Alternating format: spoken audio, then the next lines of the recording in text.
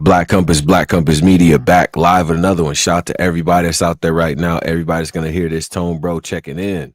Pose. We back, man. Episode 302. 302. We here, man. Polo. Yo, what's goody? What's goody? Brooklyn in the building. Yeah, man. Yeah. So shout out to everybody, man. Make sure y'all follow us, Black Compass BCM. You know what I'm saying, on Twitter, X, right? We calling that. Y'all blowing up Teslas now, so we gotta chill, right? So and make sure you join the Discord, and as well, shout out to the patrons, all the Patreons, the supporters, and so on and so forth, man. It is this year is already kind of flying.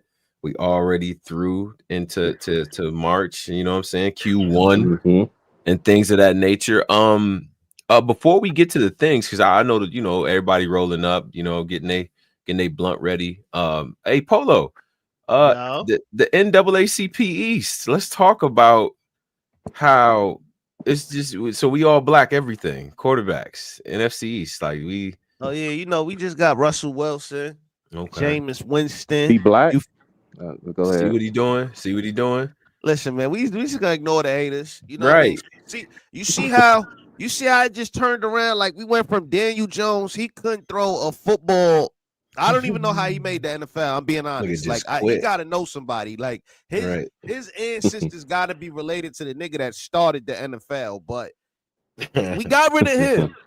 Then we got Jameis Winston, and then we got Russell Wilson. Like, and then we about to get Shador. So, hold up. We either gonna get Shador or we gonna get Hunter, man. You get Trav. You gotta get Trav at this point, we gonna get Shador or we gonna get Hunter. Either one, we lit. But only reason I'm thinking I'm thinking they might go after Shador. They brought Russell Wilson in just to mold him. It's New York.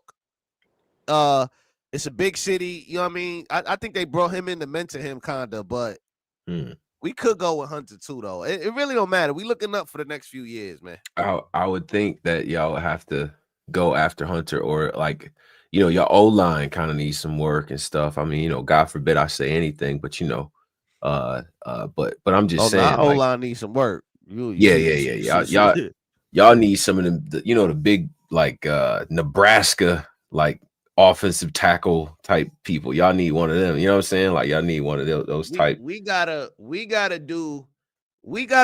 kind of like what the Eagles kind of did, where they like built young and they started like nobody knew what they was doing, and then now people like, oh, they got this dude under like we kind of doing that same. We got Malik Neighbors, then we gonna bring in a young guy. You know what I mean? We kind of doing the same. I say. I'll give us 3 years. Neighbors a dog, man. We back in playoff contention. About 2 years, 3 years. Neighbors is a dog, man. He is straight up a dog. So yeah, man. I like what's going on. A lot of moves being made and things like that. You know what I'm saying? March Madness in full effect. Shout out to Juju. Didn't like seeing that. Man, that was tough. The one thing I hate about sports is replays, bro. Like injury replays, I don't stop that. Come on, y'all. Like I don't need it, right? I don't want to see somebody breaking their leg in slow motion. Like I don't need it. Stuff like, we on. It's just like, man, like that was tough to watch. And then I seen this one little YouTube joint of like, I guess ACL injuries amongst women. Put that on your algorithm? Yeah.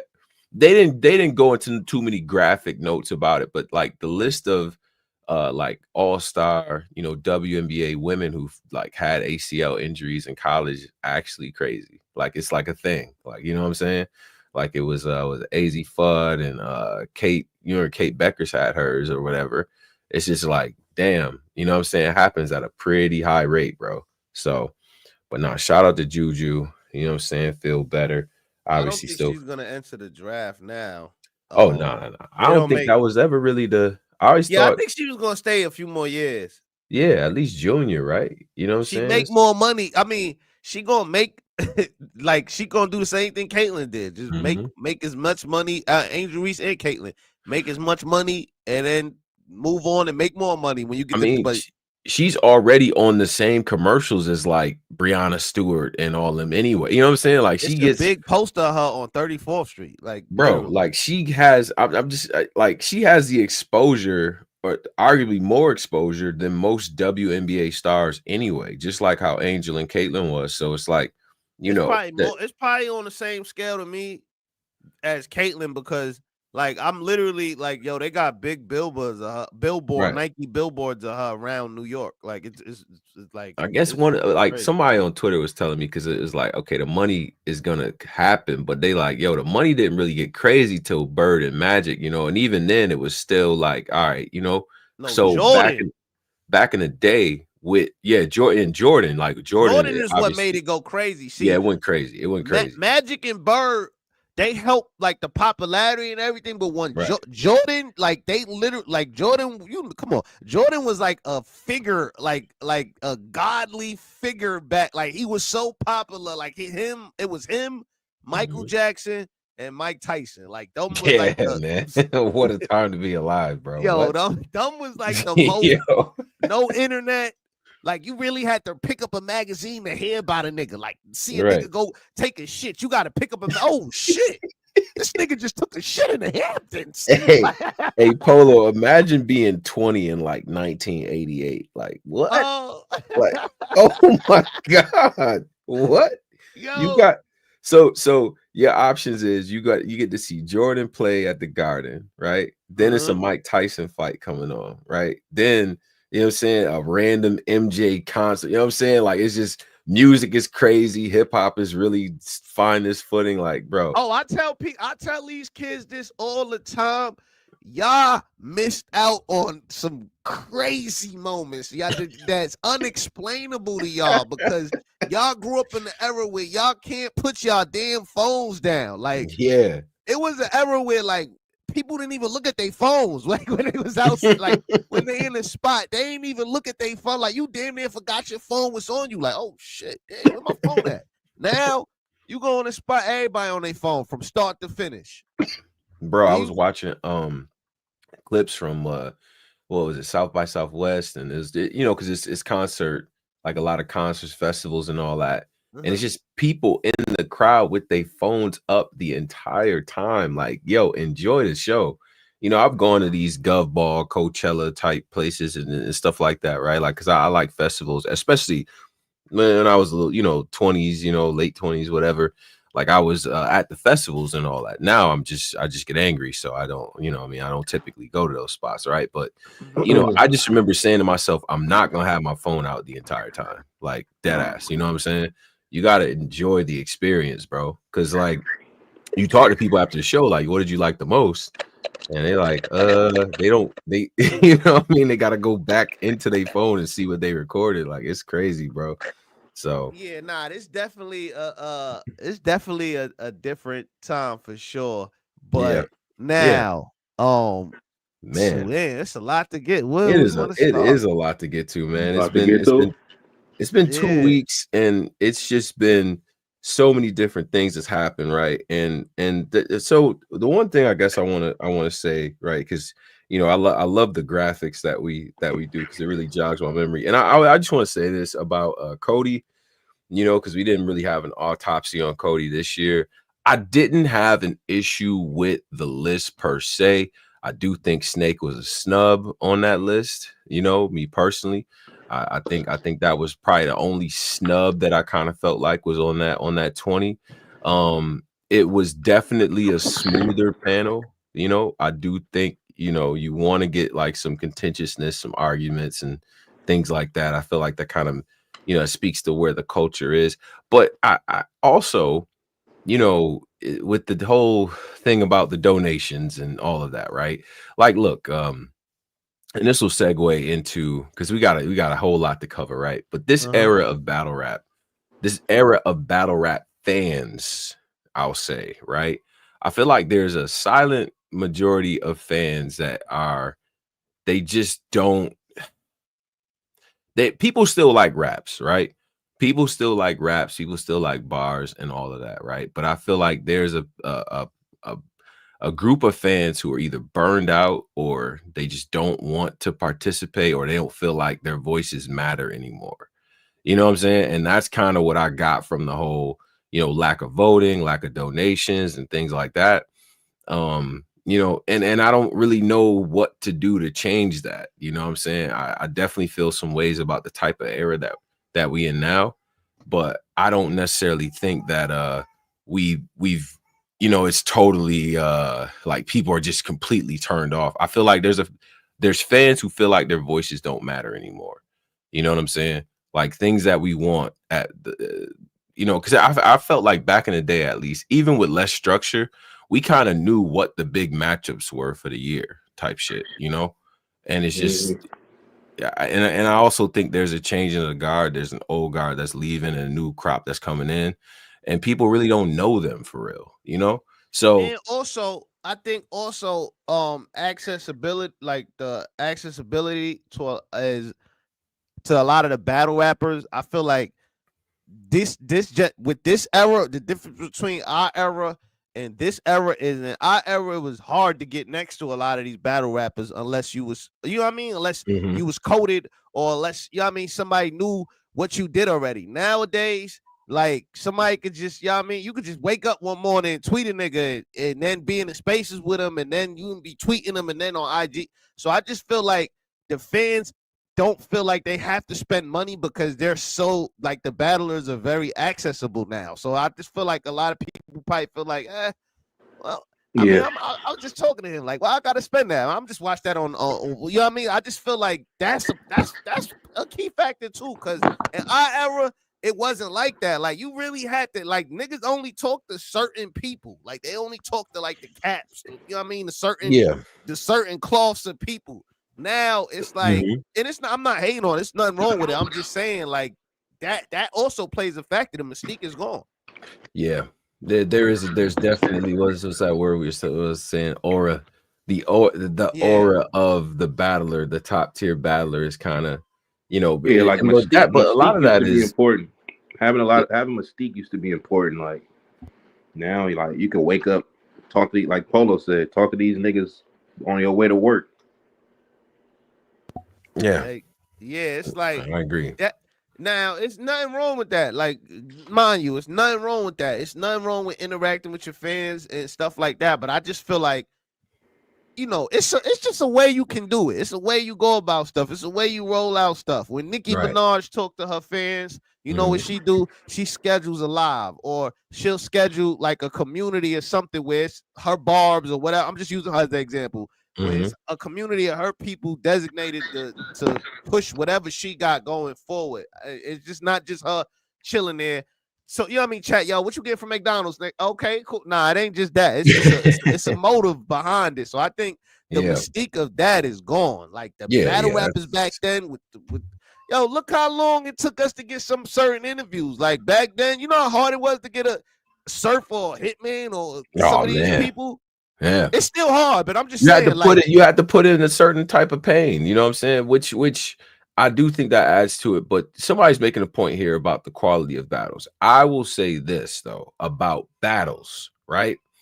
I don't think the quality of battles is going down. I think that the quality of top tier battles has dramatically decreased. Like there's just been a lot of disappointment associated with like battlers that, you know, they already them, you know what I'm saying? Like it's hard. Like there's certain people that you kind of could trust, you know, when you turn on certain battlers, you like, all right, I know I'm gonna get a dope performance. I turn on Fonz's battle, I know he's gonna come with all three. He's ready to kick ass. Like Trez, doesn't matter who he's battling, he's outside, he's ready to kick ass, right?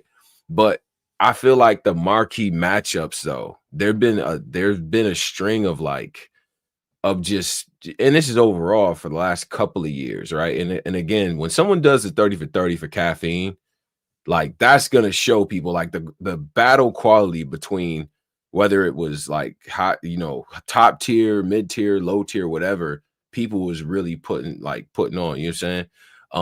I feel like there is a younger group of battlers that I feel like is putting on right now. You know what I'm saying? And they all starting to gain momentum. It's just not there yet. You know what I'm saying? It's not there yet in terms of level of fandom. But from what I've been watching between the iBattle tournament, which I'm really enjoying that Captain's Cup, you know what I'm saying? Shout out to iBattle because they really putting on, you know what I'm saying, the stuff I'm seeing from TOS, you know what I mean, the stuff I'm seeing from Westworld, like, you know what I mean, some of the younger battlers, like newer energy, they trying to be more unique with their shit. The critiques of them sounding like other people and shit, you know, people starting to try to develop their own styles and all that. I'm seeing quality there. I think what a lot of casual fans have seen though is that, you know, the top tier matchups that the casual fan is going to tune into, those cars they just haven't overall, they haven't lived up to it, right? And that takes away from the shits, right? You know what I'm saying? Like it's one thing if I'm gonna go see, you know what I'm saying, my local league or whatever, and they doing their thing, and it's like, okay, this is dope. But when it's the marquee names, they gotta deliver, bro. They have to. Especially because I just feel like, you know, respect all the new names, salute to them, but none of them got like the factor right now to carry battle rap. You know what I mean? Like to carry battle rap, no. Hold up, let me hold up. A lot of them, I just feel like a lot of them don't got the factor to carry battle rap right now. Battle rap needs that right now. It needs carrying. I do think a lot of the new guys are talented. I ain't taking none of that away from them. They punch amazing, all that stuff. I'm just saying the ability to carry, like when something is in a dying state, you need people to have the ability to carry it. And you know, the people with the ability to carry, you know, you got the hitmans just promoting all that, but like the newer people, ain't none of them got the ability to carry it right now, respectfully. I think that I mean, I think there's people that still building. I mean, I see people that I feel like they got is star potential there. You know what I'm saying? You know what I mean? I've watched battles recently where I'm like, okay, I see where you're going. But the other part of the game that I think that gets the casual fans and the marketing and the promotion stuff and stuff like that, I see people trying. You know what I'm saying? You got to start from somewhere, but it's not quite there yet. And we still have to cycle through some of the like the OG veteran matchups that people still want to see, right? Like people still want to see like the stars that are currently here, but deliver in certain matchups, right? Like we don't, you know what I'm saying? It's not like the old heads have had all the matchups, and it just is what it is. You know what I'm saying? Like people want to see the older, but a lot of reason why people want to see a lot of the older act stills because they're the only ones that's kind of really like still like doing the entertainment factor, like carrying the entertainment side of this. Some of them, not all of them. The ones that, but the main matchup everyone wants to see is DAYLYT and NITTY. DAYLYT, a guy who hasn't been in battle rap for the last like 2-3 years. That's right? not a main matchup. People and then is NITTY and DAYLYT not the hottest matchup right now that motherfuckers want to see? Nah, I think Hitman and Miss Hustle's the hottest matchup right now. More people want to see Hitman and Miss Hustle than NITTY and DAYLYT. Really? Right now, I think Hitman and Miss Hustle, both of them are promoing way better.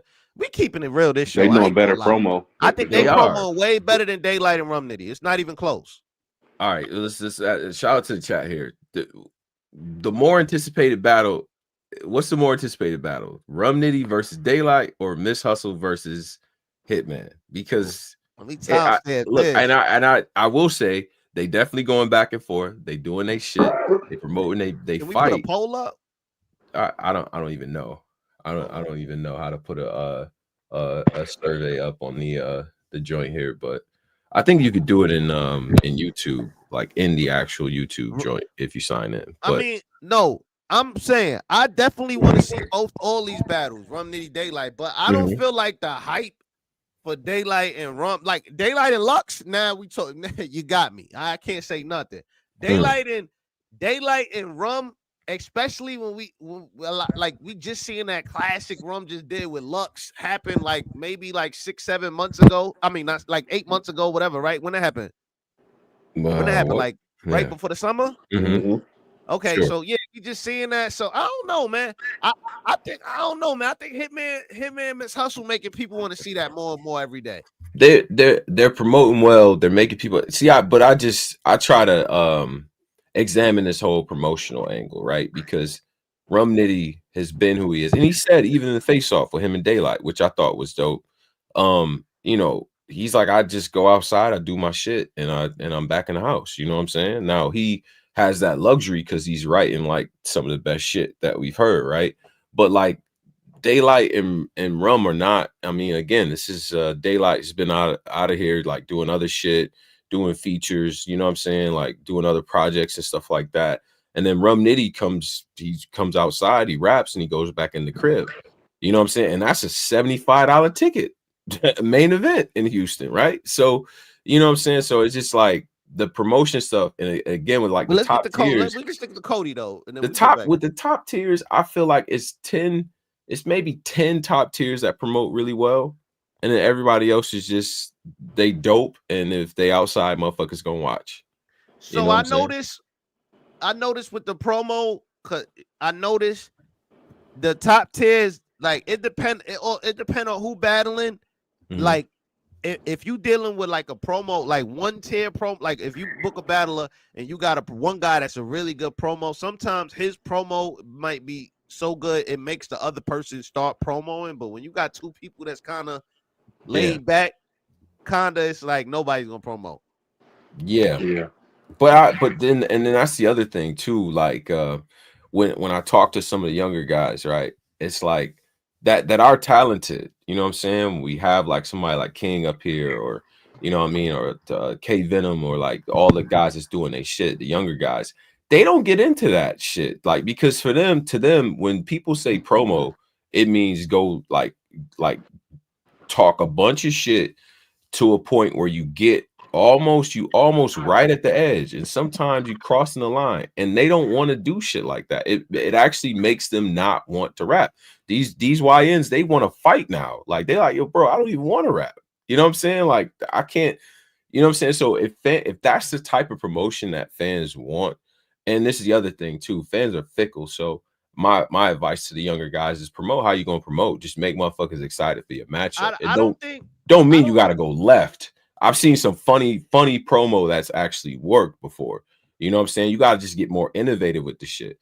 But when people think of promotion, like hold on one second. When people think of promotion, that if we make a top 10 face off or promo moments or whatever, most of the shit is stuff that kind of went a little far. You know what I'm saying? Like in terms of like, damn, you right at the line or right over it. But this the thing though. This the problem though. People. This the problem right here. In battle rap, people automatically, when they hear promo, they think people want you to argue and curse people out. No, people want you to share your flyer. People want you to actually talk about the battle, the cards you got coming up. People want you to inform them, hey, listen, I'm performing here September, whatever the date is here. You can get your tickets here. Hey, go to rapgrid.com. Hey, people want to see you do interviews. People want to see you drop some freestyles. People want to see you do actually marketing. Like, promo is not just arguing with niggas, and that's the problem with battle rap. These niggas think promo and just mean screaming, curse at a nigga. No, nigga, I just seen a nigga do all that. Polo. I just seen a nigga do go to 3 Letterman. I'm promoting my flyer. I'm active on my IG. I'm on my Twitter. I'm reminding people of what's going on. And then y'all don't pay attention. You included, nigga. You don't pay attention until I argue with my opponent. Hold up, bro, because you keep cutting me off midpoint. Hold up. The problem is these niggas go to 3 Letterman. These niggas go wherever they go, and they don't share their own clips. They expect 3 Letterman to do it. They expect this nigga to do it. Why don't you share your own clips of you talking to 3 Letterman? Why don't you put your own clip of you talking to 3 Letterman on your page? You know what that's going to do? That's going to make your fans go to 3 Letterman page and watch more of you. That's the problem. Niggas do interviews and don't say nothing about the interview for ever. That's it. They do an interview and never talk about it. Yeah, that's definitely. I hate that. I see people will run the circuit and they'll talk about their battle. They post their flyer. They telling you what's going on. You know what I'm saying? They do all these things, and all right, you doing these things. Maybe it's a couple of your core fans looking at it. All right, cool. But then people don't get excited for the battle until you and your opponent is in spaces somewhere or on some platform, and y'all yelling at each other, y'all bombing on each other, y'all getting into a forum where it's almost it's like right at the line. That's when motherfuckers is excited. So for a lot of battlers, that shit, if that's what people want, that's what turns a lot of them off, bro. It's like, damn, son, I did all this work that you talking about, right? I do all this work that you talking about. Not nobody, but most people is like, okay, that's cool. All right, you got your clips out. All right, you made your little compilation. You know what I'm saying? You did your little cap cut and put some of your bars in there. Okay, cool. But then y'all didn't start really saying this battle was one of them until me and my opponent got up there in one of these spaces with 500 people, and we arguing to the point where we, you know what I'm saying, voices is cracking, motherfuckers is, yo, man, inviting people to the Frank stands and telling people they pussy and all this other shit. And then now it's like, oh, I want to see this now. Like, what type of message but you know why? That's the reason, because these niggas don't promote. So any bit of promo people get, that's gonna get people excited, because these niggas don't promote, period. If they do an interview with 3 Letterman or anybody, most of these niggas is not dropping a link. Most of these niggas is not putting out clips on their own personal IG or their own story. Most of these niggas is not doing none of that. So you know what happens? It becomes the interviewer's job to now do all of the promoting, and then niggas get tired of doing that. Yo, I'm not promoting myself and y'all niggas and this and that and the third. I'm just gonna work on myself then. Like that's usually what ends up happening. And that's gonna be a continuous cycle until niggas get back in that promo bag. Niggas get back to dropping flyers that, hey, remember when guys used to actually drop flyers that they was actually featured on? Like you could go to their page and see flyers. Like you gotta get back to that bag. If I go to your page and I don't see a flyer, something is wrong, right? And I tell people all the time, like with me personally, I like people inbox me everything from posts to music to, yo, I got this battle going on. I just retweet it. Like this just an auto retweet, especially if I know you somebody, you working, you know what I mean? The young niggas, the veterans, all that, right? So, you know, it's traction and stuff. And then there's other ways. What I encourage people to do is like find the way that you're gonna do it, whether it's comedy, you know what I'm saying? Like whether you're doing like little skits or just something to make people that stands out, that makes people want to go and watch your battle. Besides the fact that you rap good, you know what I'm saying? Rapping good is important. And that leads me. I don't want people to over promo. I don't want people to over promo. Nigga, these niggas is barely even promoing, so we can't even get to the over promo if they ain't even promoing.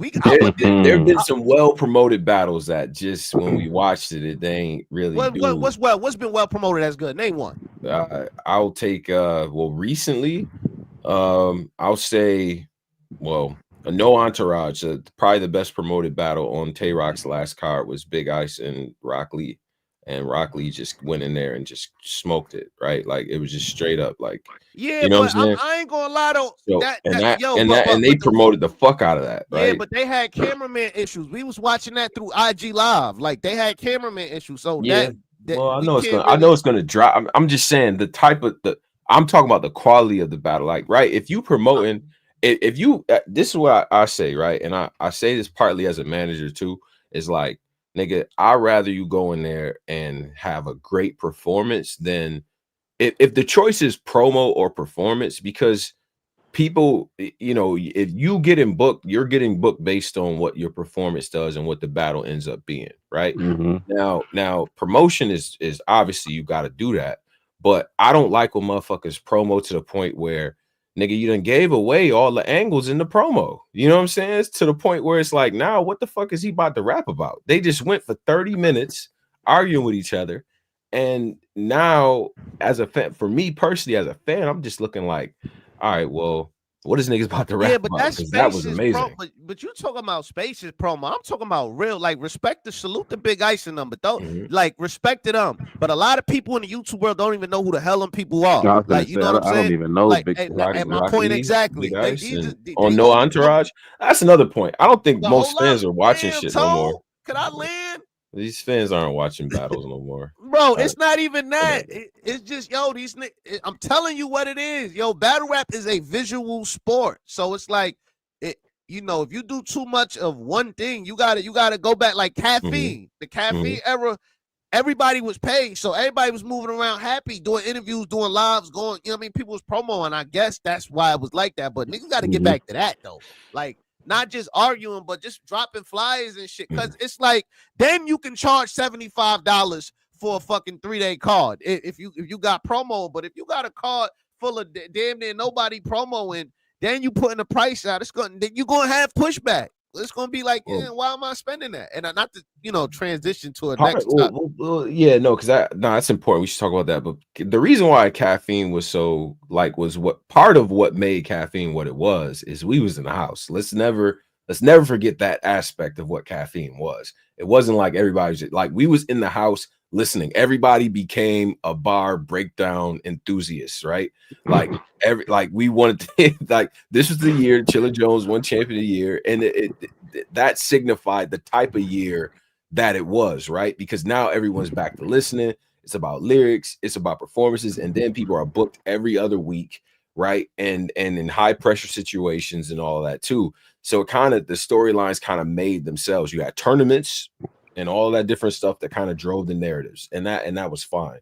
But I just think that it's true that we need promotion. I think we need different types of promotion. And I would honestly, the way that this especially newer generation, y'all all grew up with social media. Y'all grew up with making videos and doing your own edits and all of that. I would figure it'd be some innovative ways for y'all to sell us the battle.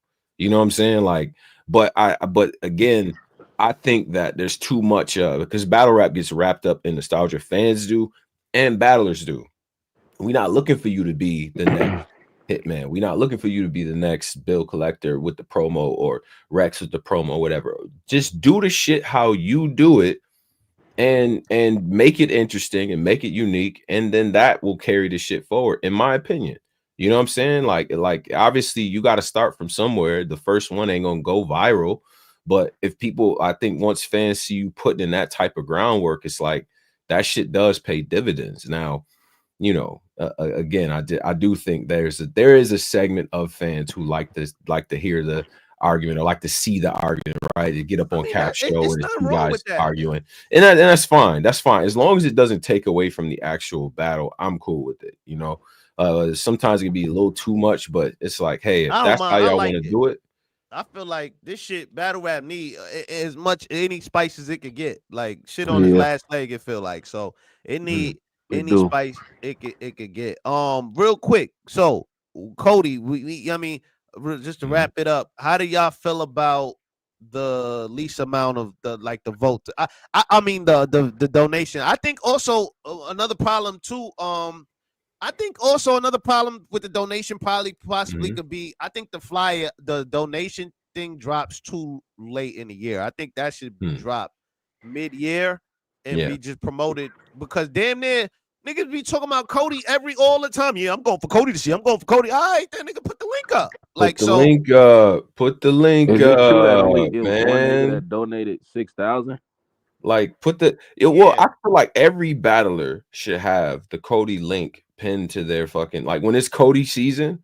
Every battler, every one of them should have that link pinned up to their shit because even if you don't make the list, the fact of the matter is if you had a good battle that year. That's probably a battle that's in consideration, being talked about, and you're being talked about, even if you don't qualify, quote unquote.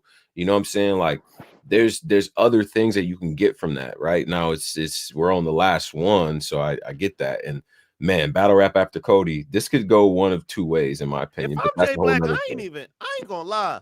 If I was him, after all, I'm gonna keep this. Just me personally. This not. This is just my opinion. It's not Black. Just me personally.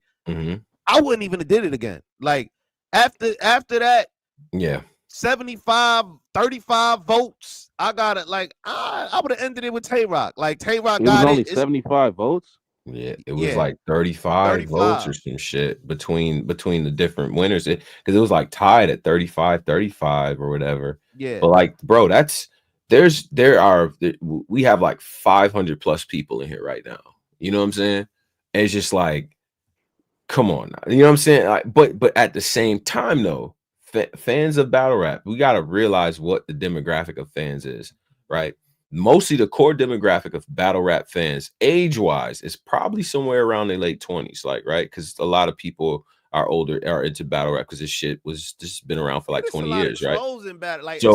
So you got to remind us, bro, like this shit got to be posted, once a week. You know what I mean? Like battlers, vote for the Coty shit or. Yo, drop your donations here or whatever. And I feel like the campaigning for it amongst the battlers who actually get paid. And even if you don't win, being on that top 20 list, I've seen it throughout the years. I've seen a nigga literally say, I was 11th on Coty. I deserve more than whatever niggas is trying to pay me for this next battle. I've literally seen that. You know what I'm saying? And I've seen the league owner oblige, like, yeah, this nigga did do his shit last year. So, you know what I'm saying? Like, y'all booking price be going up when y'all make these lists and best ofs and all that. And not even just from Coty, but from, you know, Let's Talk Battle Rap or Black Compass or whatever. Like, all this shit matters. You know what I'm saying? So if y'all not retweeting the buzz that y'all getting from things like Coty, it's like, damn, son, like, how much do y'all care? You know what I'm saying? If y'all don't give a fuck, how you expect fans to care? That's the thing. You know what I'm saying? And then I think there's a lot of fans who felt like Tay Rock was inevitable. So maybe when Rock shows up to do the because I think it's this week, right, where he goes to do a ceremony and gets his belt and all that, and they always have donations live on the spot when somebody's up there. So, you know, if it's 2,000, 3,000 people in the chat, he may get an extra couple thousand on top of whatever the hell, you know what I mean? Whatever the pot is or whatever. Because that's what happened with Big K last year, right? The pot. Yeah, I thought the pot got to a respectable number because somebody donated. They made it a yeah, but I think that when Rock does his, you know, post Coty interview on Champion and everybody's watching that, listen, I think the donation gonna pour in for him. You know what I'm saying? Listen, I wouldn't bank on it. You know, if only 75 people voted, I wouldn't bank on then a lot of people voting, sending money because it's alive, but it can happen. But just business wise, I wouldn't bank on that. Oh no, but I mean, he still got, but I did see a lot of people saying that one of the reasons that possibly it wasn't a lot of donations because a lot of people knew from the summertime that Tay Rock was gonna win. Yeah. They felt like it was inevitable, but that doesn't mean don't vote though, because there's still 20 other people on that list, right? So you know, it's just it helps like, for their placement, they branding, it helps for the other 20 people. So if your favorite, if a battle that you rock with, or you rock with battle rap, and you like, yo, son he did well this year, or she did well this year, like, you know what I'm saying? I would encourage to have, like, put in your vote, you know what I'm saying? Because there's other people that feel the same way. So I'm just hoping that this being the last Coty, that we don't run into this issue. So as soon as that link is available, Jay Black, I'm talking to you. As soon as that link's available, I'm gonna put that on my page. I'm gonna pin it, you know what I'm saying, and get the votes, get the donations in. I'm gonna try to do my part on that too.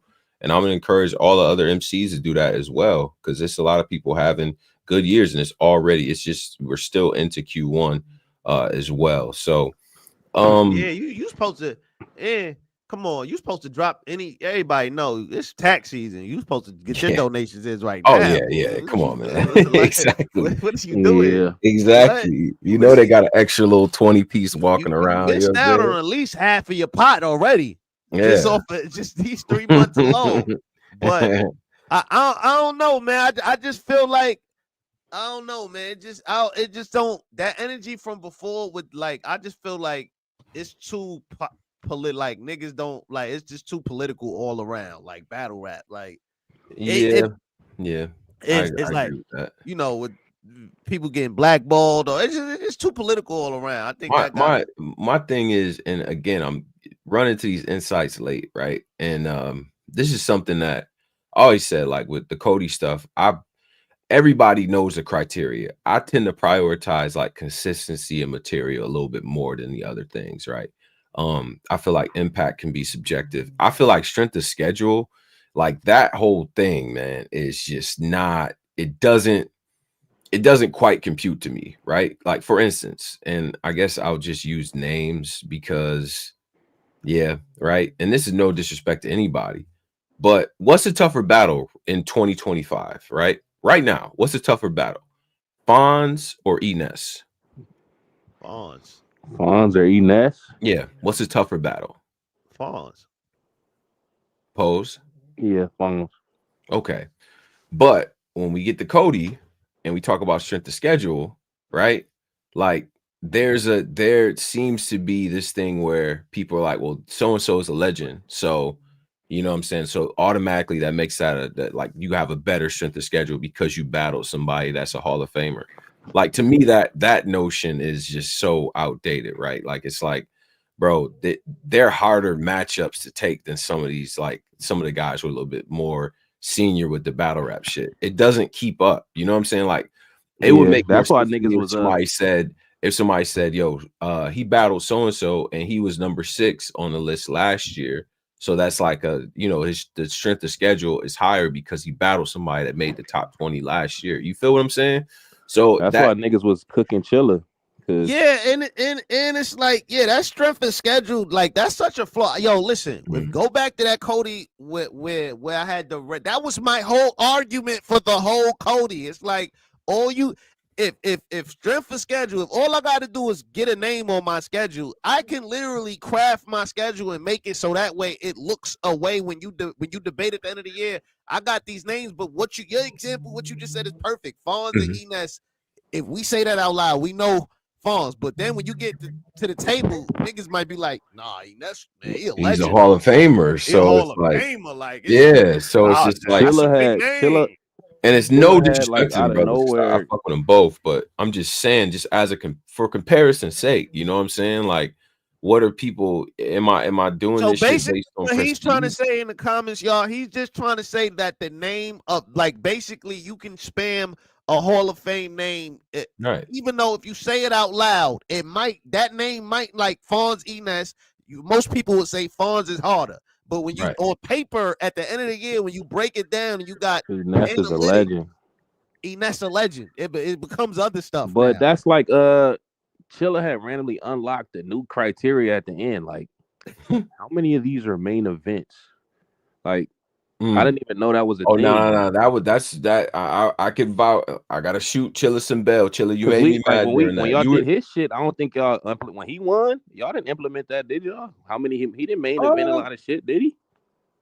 He had like one, I think during that one run, maybe 2 main events during that run. But I know that we made that argument in previous Cody's for Impact. Before you go.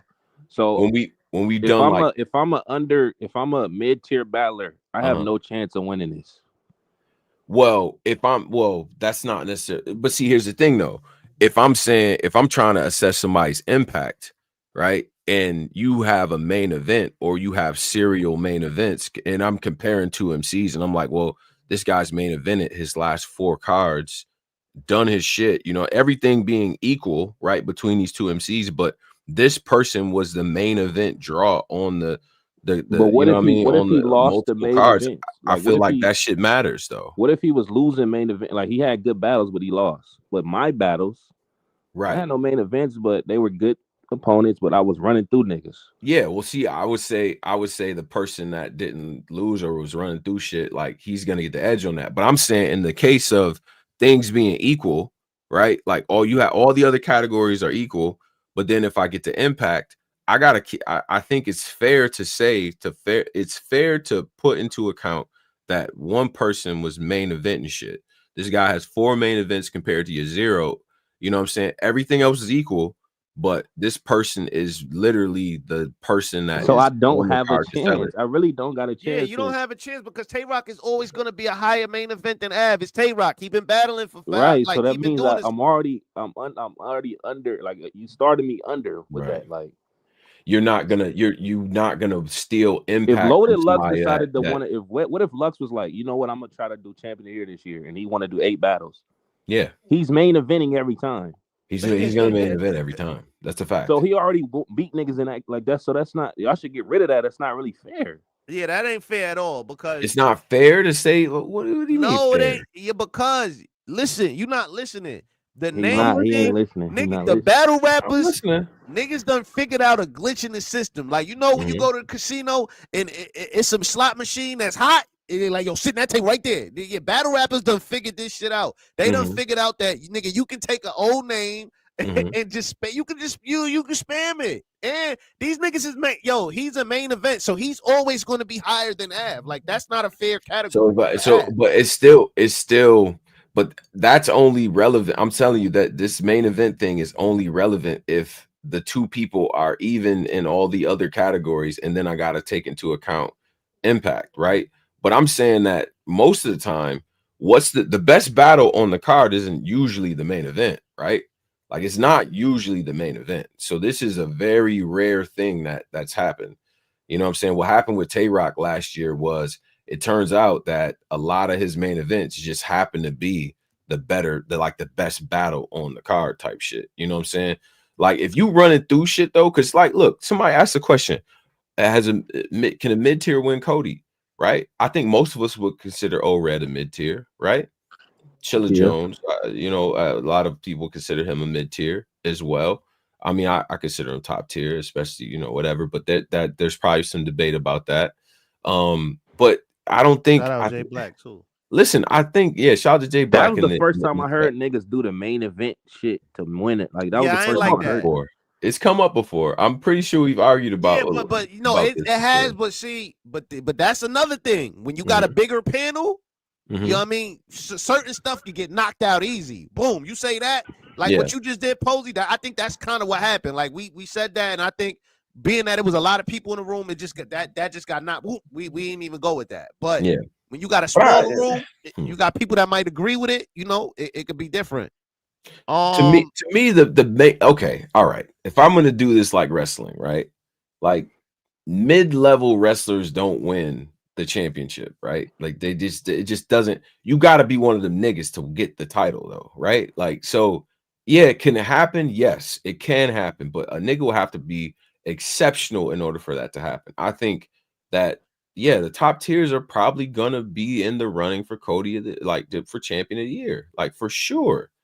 I don't even think there's anything wrong with that. Like, if you want to make an intercontinental title for mid tiers, cool. So but now we get it somewhere. No. Now we get somewhere, y'all. Now we No, that's a big title. That's champion of the year is like when we old and gray, right? When we old and gray and we look back on this shit. Who was somebody walks into the barbershop pose and you getting a bald fade because you old now, right? Right. And they like, well, who was the best rapper pose in 2018, right?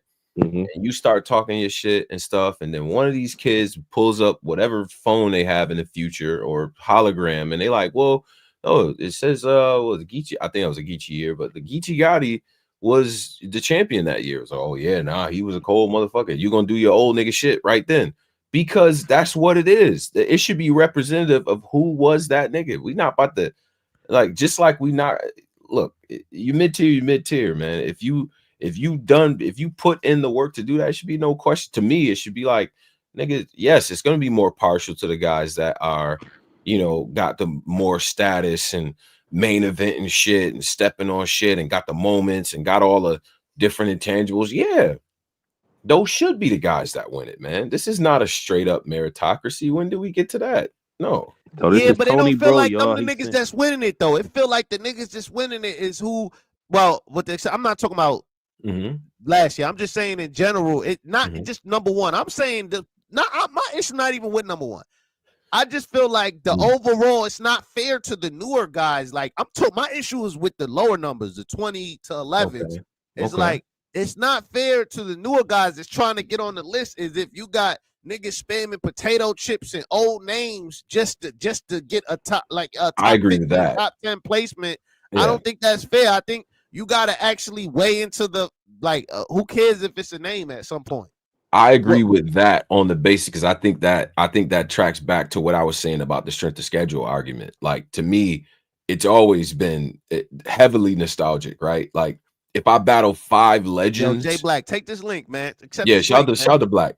If I battle 5 legends who, Hall of Fame jackets, but nigga, they not scoring 25, 8 and 8 no more, right?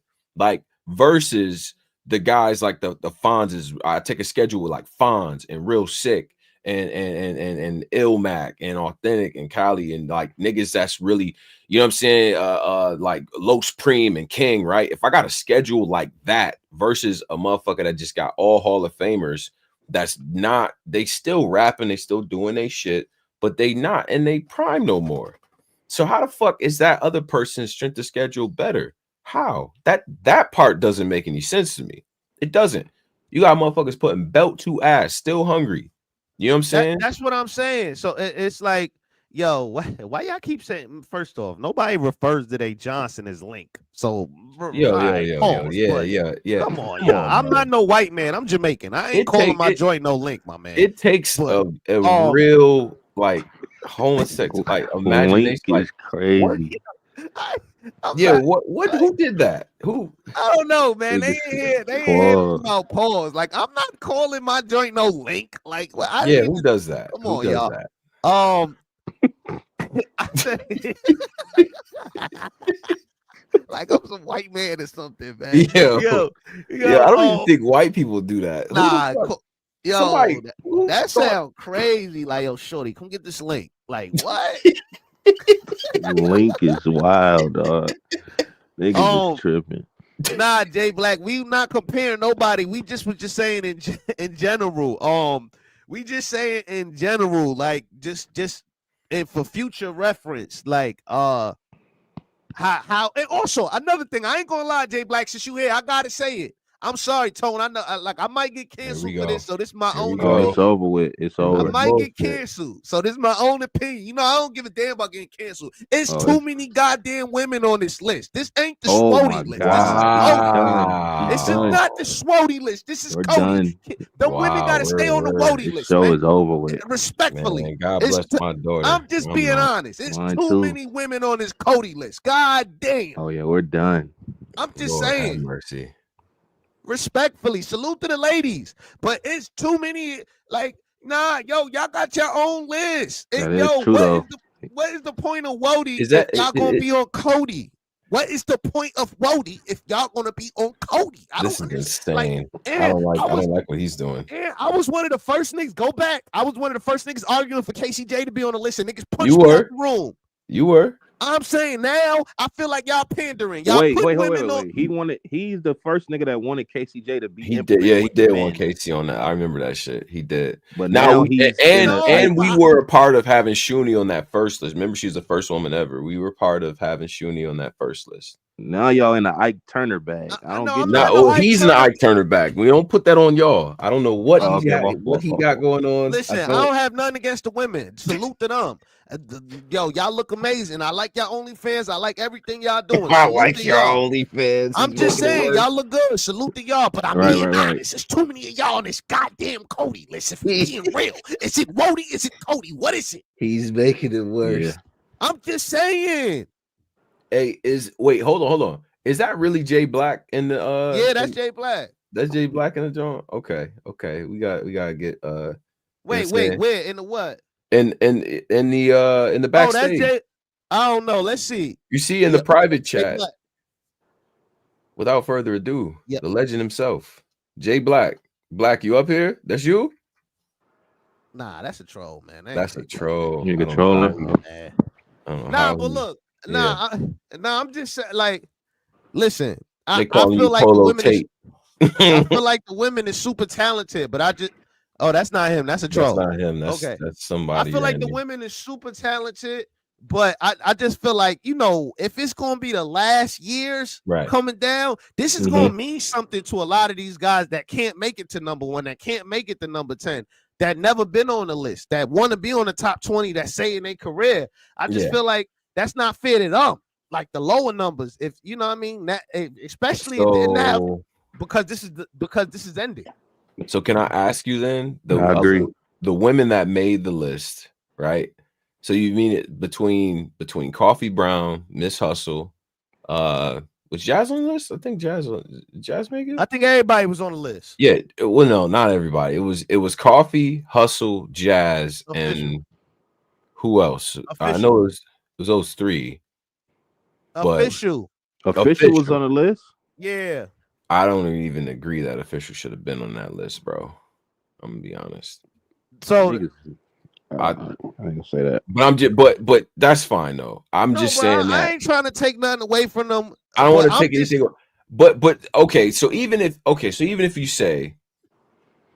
say those three, the three women meet for me personally, I'm not mad at Coffee, Jazz, or Hustle being on a Coty list at all. Me personally, but I wouldn't, because I know that they got a Wody list. But see, here's the thing though. The reason why you have Coty and Wody is because and I mentioned this before because it's actually gotten a lot better. Remember when it first started, it was because there was a lack of equity in terms of opportunity, in terms of like, you know, ability to get on cars. The intergender thing, you really, like, you saw it here and there on like special occasions and stuff like that, and kind of a few of the ladies was able to really pave the way for that to be more commonplace. Like, it's more common to see a lady battling a guy like on a card, and it's not like a specialty card. It's just like, yo, Eon versus, you know what I'm saying, like Trufo or whatever, right? Like, you could see. I'm saying intergender battles are more commonplace. When Wody was started, so then why the nigga that's battling her in the intergender battle can't make Wody then?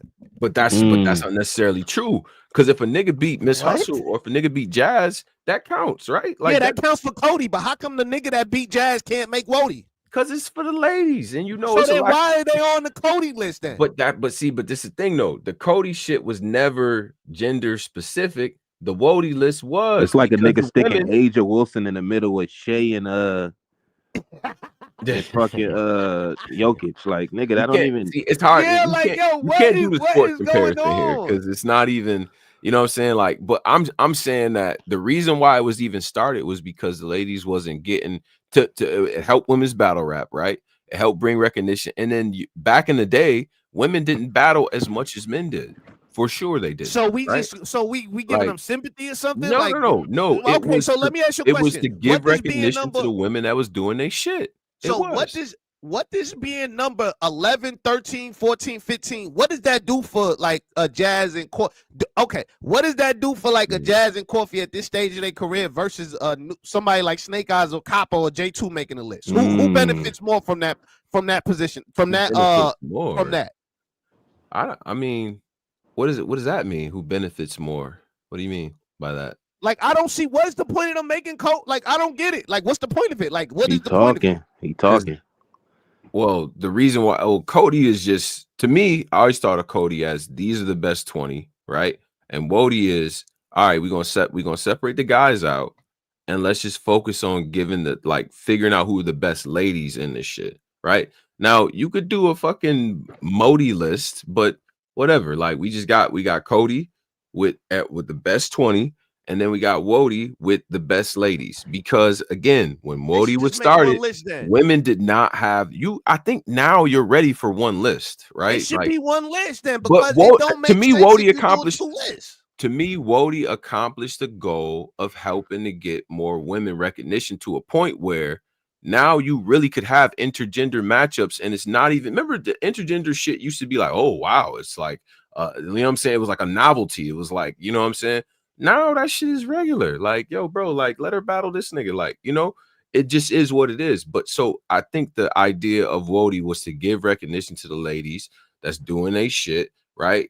Try to get more eyes on what they doing, to try to build up the ranks there. You feel me? And then to really show like, okay, it's ladies doing they shit, doing they 1-2. Now, if a lady makes the Coty list, now it's like, bro, between those 4 women, those are 4 women that could reasonably battle and beat the dog shit out of a lot of the top tier guys and have done it. So it's just like, they're making the list to show that they can battle men. Like, that's the point. That's literally not what I said. Not what I said. That sounds like what you said. Those 4 women that are on the Coty list can and have beat guys before, right? They've done that. You know what I'm saying? They have the skill level to be like, okay, yo, this is you're good. Like, regardless of whatever gender or whatever, this Coffee Brown is fucking nice, straight up. You know what I'm saying? So we could say that. Now with the Wody shit, it was more of there's not as much opportunity for women, right? There's when it was started, women don't battle as much. They don't generally do the intergender stuff outside of the novelty kings versus queens type cards or whatever. Right, and women weren't getting booked as much as the guys were. Yeah, but they so it's like, okay, let's give the recognition to the. Yo, we done had women's Summer Madness already. We done had Double Impact. We done had King versus Queens. Yo, this ain't. We haven't had all women's Summer Madness before. My nigga, we done had a Kings versus Queens replace Summer Madness before. What are you talking about? Just happened this past year. So that means they're getting their they're getting now, everything that you said. That, bro, they've been getting that for the last 3 years. No, what? I'm not going last 3. Not Chrome last 23, Remy Ma. They the Queen of the Ring, all Queen of the Ring returning. All the looks they got. They got back. They had I don't understand what you mean. Wait, what you mean? I think we've just gotten to a place now where you could after like this year, you could reasonably just do one list this year. Remy Ma had a whole rollout for the women that had Hot 97 and all these people there. Like women was definitely getting. We ain't doing that now. I get it. I'm saying that the gap has been slowly closing, right, to a point now where now you could reasonably do one list. Like years ago, that I mean, it made sense because the women weren't getting what you need, like a 4 battle minimum. There are women who would maybe battle like twice, like, you know what I'm saying? Whatever, like they was outside, but it wasn't as much opportunity for them to do their shit. Plus, we wanted to bring, and J Black wanted to bring recognition to what the ladies were doing, right? To help grow women's battle rap. And I do think Wody has actually helped grow women's battle rap. I do. So, you know what I'm saying? It's not a I don't. Yeah, but I think giving women like, recognition in battle rap is a good I just feel like sure. It's just funny time traveling. When I brought up Casey making the list, I got punched out the room. Women could not be on Coty. They got their own list. Blah, blah, blah, blah, blah. Fast forward now. Look how things change. You did that. I mean, who said that? There was no. I remember that argument, and I remember J Black saying there's nothing that prevents a woman from being on Coty. No, J Black was definitely on my. Definitely, J Black was definitely with. He was definitely with arguing Casey J on the list. I ain't saying J Black. I'm just saying. Yeah. When I say the room, I'm not counting J Black. J Black is a host. I ain't counting him. I'm counting the people on the panel. Yeah. But I don't know, man. I just feel like for the last year, separate this shit. It's the last year. Let some of the new people that never got a chick, because we've been on Coty for damn near hour. We got matches. A chance. This is the part I don't like about your. Let's get a new people a chance to make the list, man. A chance. Eunice, I think made the list, but Papo, Snake Eyes, J2. What are you talking about? Give them a chance to make the list. You ain't making a list over no Jazz, Coffee. Hold up, J Black tried to pull your file. What'd he say? I think you were going for Vixen. She had 2 battles that year and didn't meet the requirements. No, I was going for both of them. I was going for all of them. Black with the receipt. Nah, go back. Definitely was Casey too. It was Vixen and Casey. Casey was number 9. I remember like it was yesterday. Go back. I was arguing her. I was trying to argue her in the top 10, I believe, if I'm not mistaken. Yeah, I got memory like an elephant. Yeah, I just don't like certain terms, a chance and fair, and it would mean a lot to this person. Like that sounds like participation. No, I mean shit, you put them on this list. Some of these things, bro, let's just keep it tall. A lot of these guys. Let's just keep it tall, nigga. Y'all putting the women on there because y'all pandering. Y'all want to be cool with them. Y'all want to get the hugs at the event. Y'all pandering. Let's just keep it real. Most dudes who are battle rapping are not better than Jazz, Hustle, and Coffee. But they got their own list to showcase that. Like I said, most dudes are not better than Jazz, Hustle, and Coffee. Period. Like, nigga, I don't care what gender. Like, what? Like, but come on, what are we talking about? But then, if you want to showcase love to people, why put them on a list where they're going to be compared to men? Why not put them on their own list where they're getting their love and they're getting their appreciation? First of all, those 3 especially battle a lot of men. Like they have a year where they have like 3 to 4 male intergender matchups anyway, and a lot of which they actually won. They actually win those matchups too. Like objectively, no pandering. You know what I'm saying? Like straight up. So I can't do them like that, right? Like, so why cheat them out of that shit when they've been putting belt to ass on both genders like the whole year? You know what I'm saying? Like, well, we gonna keep Jazz off if a man is putting on belt to ass for both genders for the year, he can only make one list. So it got to be fair. It got to be equal, nigga. That's why. So the other list is to give recognition we got him. Or no, you didn't get shit. The other list is because the women didn't have the opportunity to fucking have as many battles and all that shit. But like I said before, I think the gap is closed, so you could have one list. But nigga, back however many years ago, women didn't have all the opportunities. So you needed to have another list to show that there's women doing their shit and give them they just do. And I don't even think there's nothing wrong with that.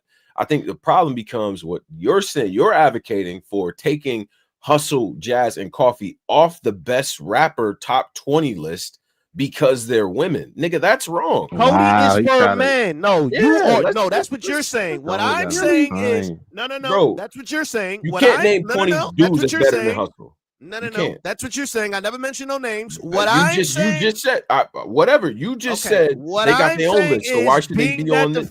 Because it defeats the purpose of what you're saying is this list started to show them love. They're getting all the love now. It's no point in them being on the list anymore. Like, what's the point? I said I agree with that. I said no. I said I said I agree that there should be one list, right? I also said that WODY was started because it wasn't equal. Now we've closed the gap. But I'm also saying that nigga, there's not 20 niggas doing this better than Jazz and Hustle and Coffee. That's cool, but they got their own list. It's not. They got their own list. WODY. So you're gonna stop them from being on the list? That's wrong too. You're not even being consistent. You're gonna stop them from being on the list of the best 20 because it's a woman's all list. The MVPs for every sport and just put it together. Why don't they do that? That's insane. This is why not they, nigga. Why don't nigga, they we're not combine playing the tennis WNBA or football. and NBA? Like, Why Caitlin Clark ain't in the race with Joker and Shea? Bro, this is not basketball, man. This is words, my nigga. This is not tennis where niggas serve like 10 miles an hour higher than Serena. Like, no, this is not that. Nigga, this is lyricism and all that other shit. Like, listen, bro, man, we've been on this and you've covered battles where Hustle and Coffee and Jazz, especially, and I always single those threes out. They be whooping on niggas too. Bad. Yeah, but I just feel like that, yo, they're at the point where them being 13 or 14 don't do nothing for them. It don't change Hustle. It don't change Jazz. It don't change Coffee. It don't change Hustle official. That don't change that for me. So what is the point of them being on the list? All right, we could do the same thing for a lot of the guys too. Well, at this point in his career, what does being number 10 on the list do for Rex? He's Rex. So because it's a list showing appreciation for the male battle rappers, the same way like you're trying to give out. Hold up, you trying to put words in my mouth. You're not doing that. You're giving what I'm trying to say is that what you just say? It sounds like you're giving out participation awards when you say what does being at number whatever do for this person at this point in their career? What does being on any what does being number 10 on a Coty list because being number 10 on Coty for a male list is showing that you out of all the males you hold up, bro. Damn, out of all the males you were out of all the male battle rappers you were considered the top 20. That's why WODY, out of all the women you were considered the top 15. It's a point of that. It's categories. It's a gender category. Sorry, it is. Yo, no. Coty was never a man's list ever. Not one time did Jay Black say this is the top 20 men. No. So why was it such a big deal when who was the first person to make the list? I believe it was Vixen or Casey. Who was the first person? Shuni. Shuni was the first person to make the Coty list. The Coty is the best battler list. Best battler, male or female. WODY is specifically for the women. Specifically.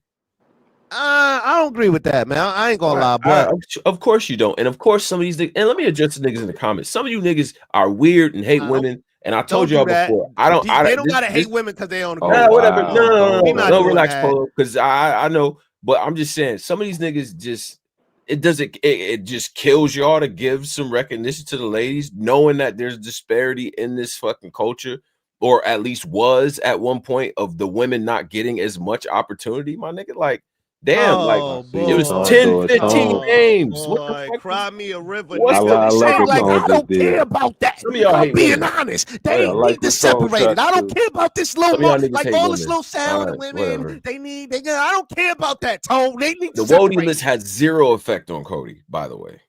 It doesn't. Like, we don't hate women because we want y'all to separate. Yo, that's the problem with you want them to separate themselves.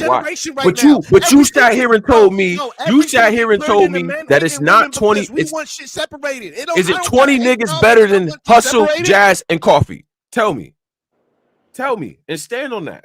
What you mean? At least that would make the argument make sense. The 20 battles better than Hustle, 20 niggas better than those three. Then you got a point. That wasn't the argument. The argument was Coty. Coty is for the men. That was the argument. It's not about who's better. I think Jazz, Hustle, and Coffee is better than A lot of Black is in what the hell I got to do with the point of what we talk about? It is the point, nigga, because you keep trying to say it's a man list. Coty was never a man's list. Listen, ever. Bro, you not one time. Listen, not once. Man, this Mark Lamont bag you in right now, salute. It ain't working on me, brother. It ain't working on me. You ain't pandering with me, brother. This fresh and fit bag that you salute in, to the women. Going. Yeah, salute to them. Nigga, it ain't working with me. Let the women have their shit. That shit ain't working with me, brother. Damn, let the women have their shit. Yeah. That ain't working, man. I'm just saying.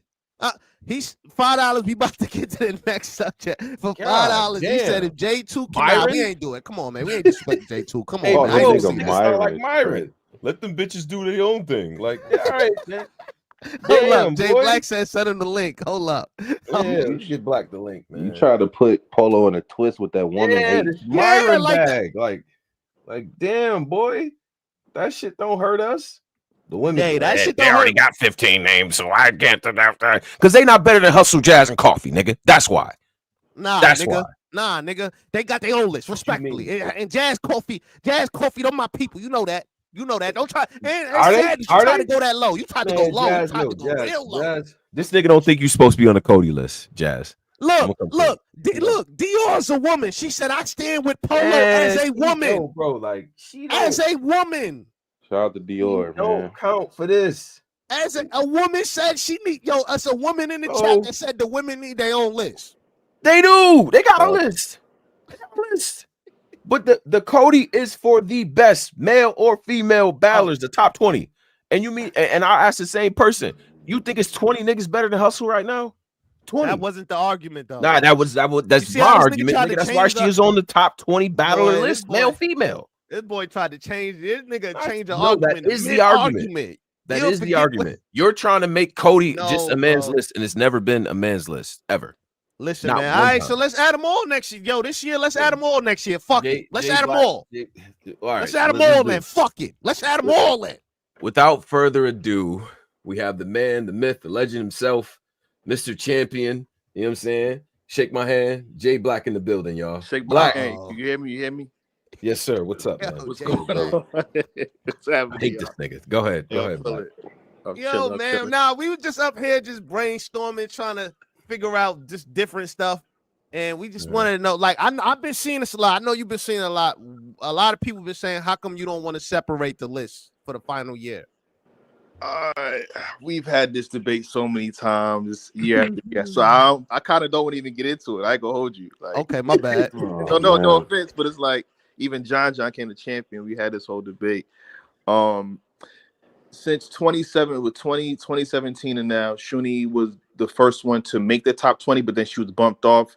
We're just not going to change it now. People can have their complaints. I get it. That's how the world goes, but it's just going to stay the way it is. And we got a year left anyway, so not finna change the last year. Oh my God, women not allowed. So oh wow, I'm not gonna change the last year. Because I feel like y'all about to change this argument. I feel like I'm gonna wake up to me being Polo hate women.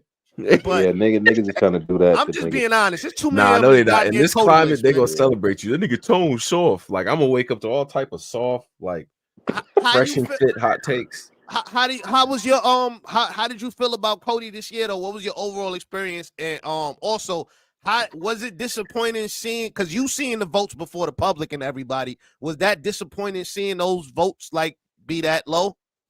So last year the votes was low too. So this ain't the first year the votes was low. I'm always disappointed again. Like anybody that don't want to donate, that's fine. We ain't got no problem with that at the end of the day. But it's like, when you're told what to do by so many people and so many opinions involved, and it's like negative opinions too. A lot of negative opinions on what should happen, It's like, okay, just chip in $5. Well, why you tell me what to do? Chip in $5. Maybe we can make it better.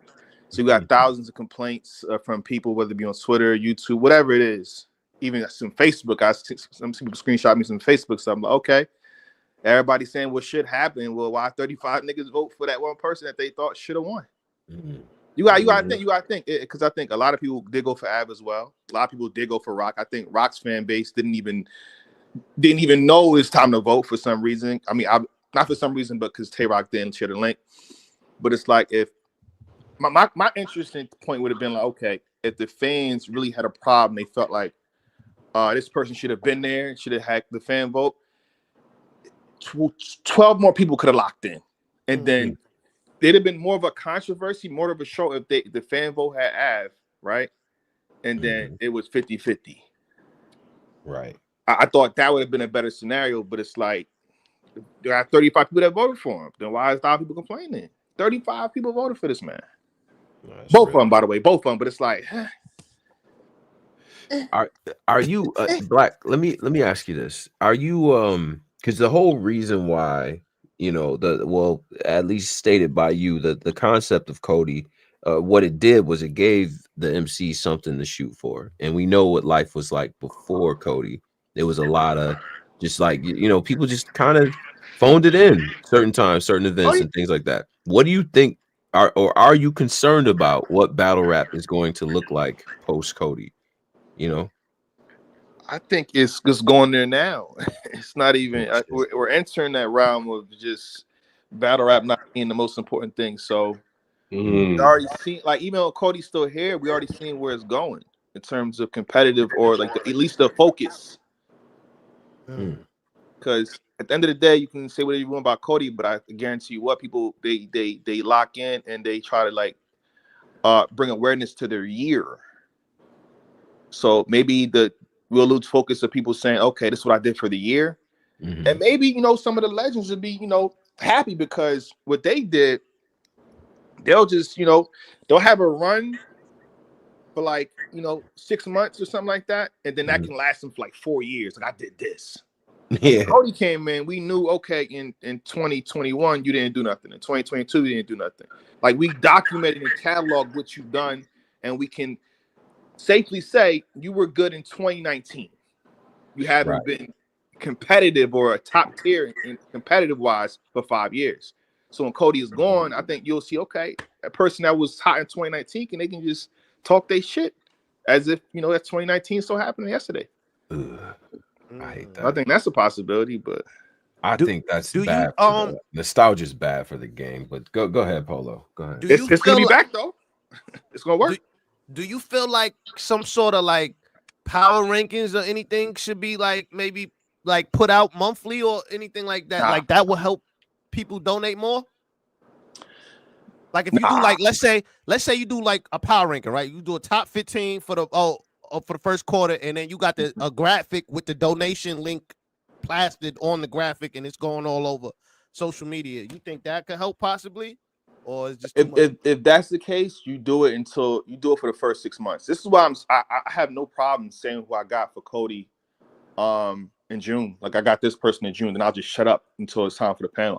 I'll go, I got this person with Coty. Shock and Suge right now. His battle versus Eazy, he did this, so I think he's number one. I'll do that for 6 months and then just shut the fuck up until it's time.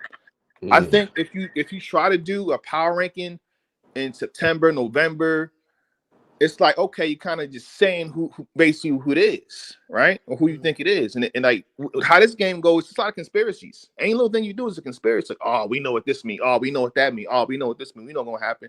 So I feel like to the later end of the year, that shouldn't be done at all. And I think, we talking about like Coty and stuff like that. I think battle rap as a whole, it's not the same in terms of, again, the focus on the battles. The battles ain't doing the same numbers either. Yeah. The battle rap ain't doing what, you know what I mean? Like good battles aren't getting fucking. That's a scary fact. Yeah. Okay, Coty. I see some of my comments show this Coty wasn't successful in my chat. I'm like, yo, Coty did more numbers than it did last year. Coty had more people in it than it this year. 3,000 in the live. Can you hear me? Hello? Yeah, we hear you. We got you. Yeah, my fault. It went to my AirPod. I said, Coty, you sound like you in your AirPods now. Yeah, it sounds like you sound worse. It sound worse. Yeah, you sound clear before. You sound like you like hold on, let me try. Telephone filter. That sound better? Sound good now? Yeah, perfect. All right. Now I'm almost lost what I was gonna say. No, I got it. So last year I think we maxed out at when Big K won probably a little over 3,000 viewers. This year we had almost 4,000. The chat was we had more comments in the chat. So the numbers went up. So we try to compare or saying like Coty is not battle rap ain't like niggas not even cracking 1 million like that no more. Nah, niggas getting 2 million views, 3 million views. So unless you Eazy versus Hitman, Geechi versus Eazy, or Hitman versus that, I don't know, Tay-Rock versus this, y'all not even touching 1 million. You're not going platinum no more. 300,000 is the new platinum. It seems it's like that. It's like the record. It's the really like the music business right now. You know what I'm saying?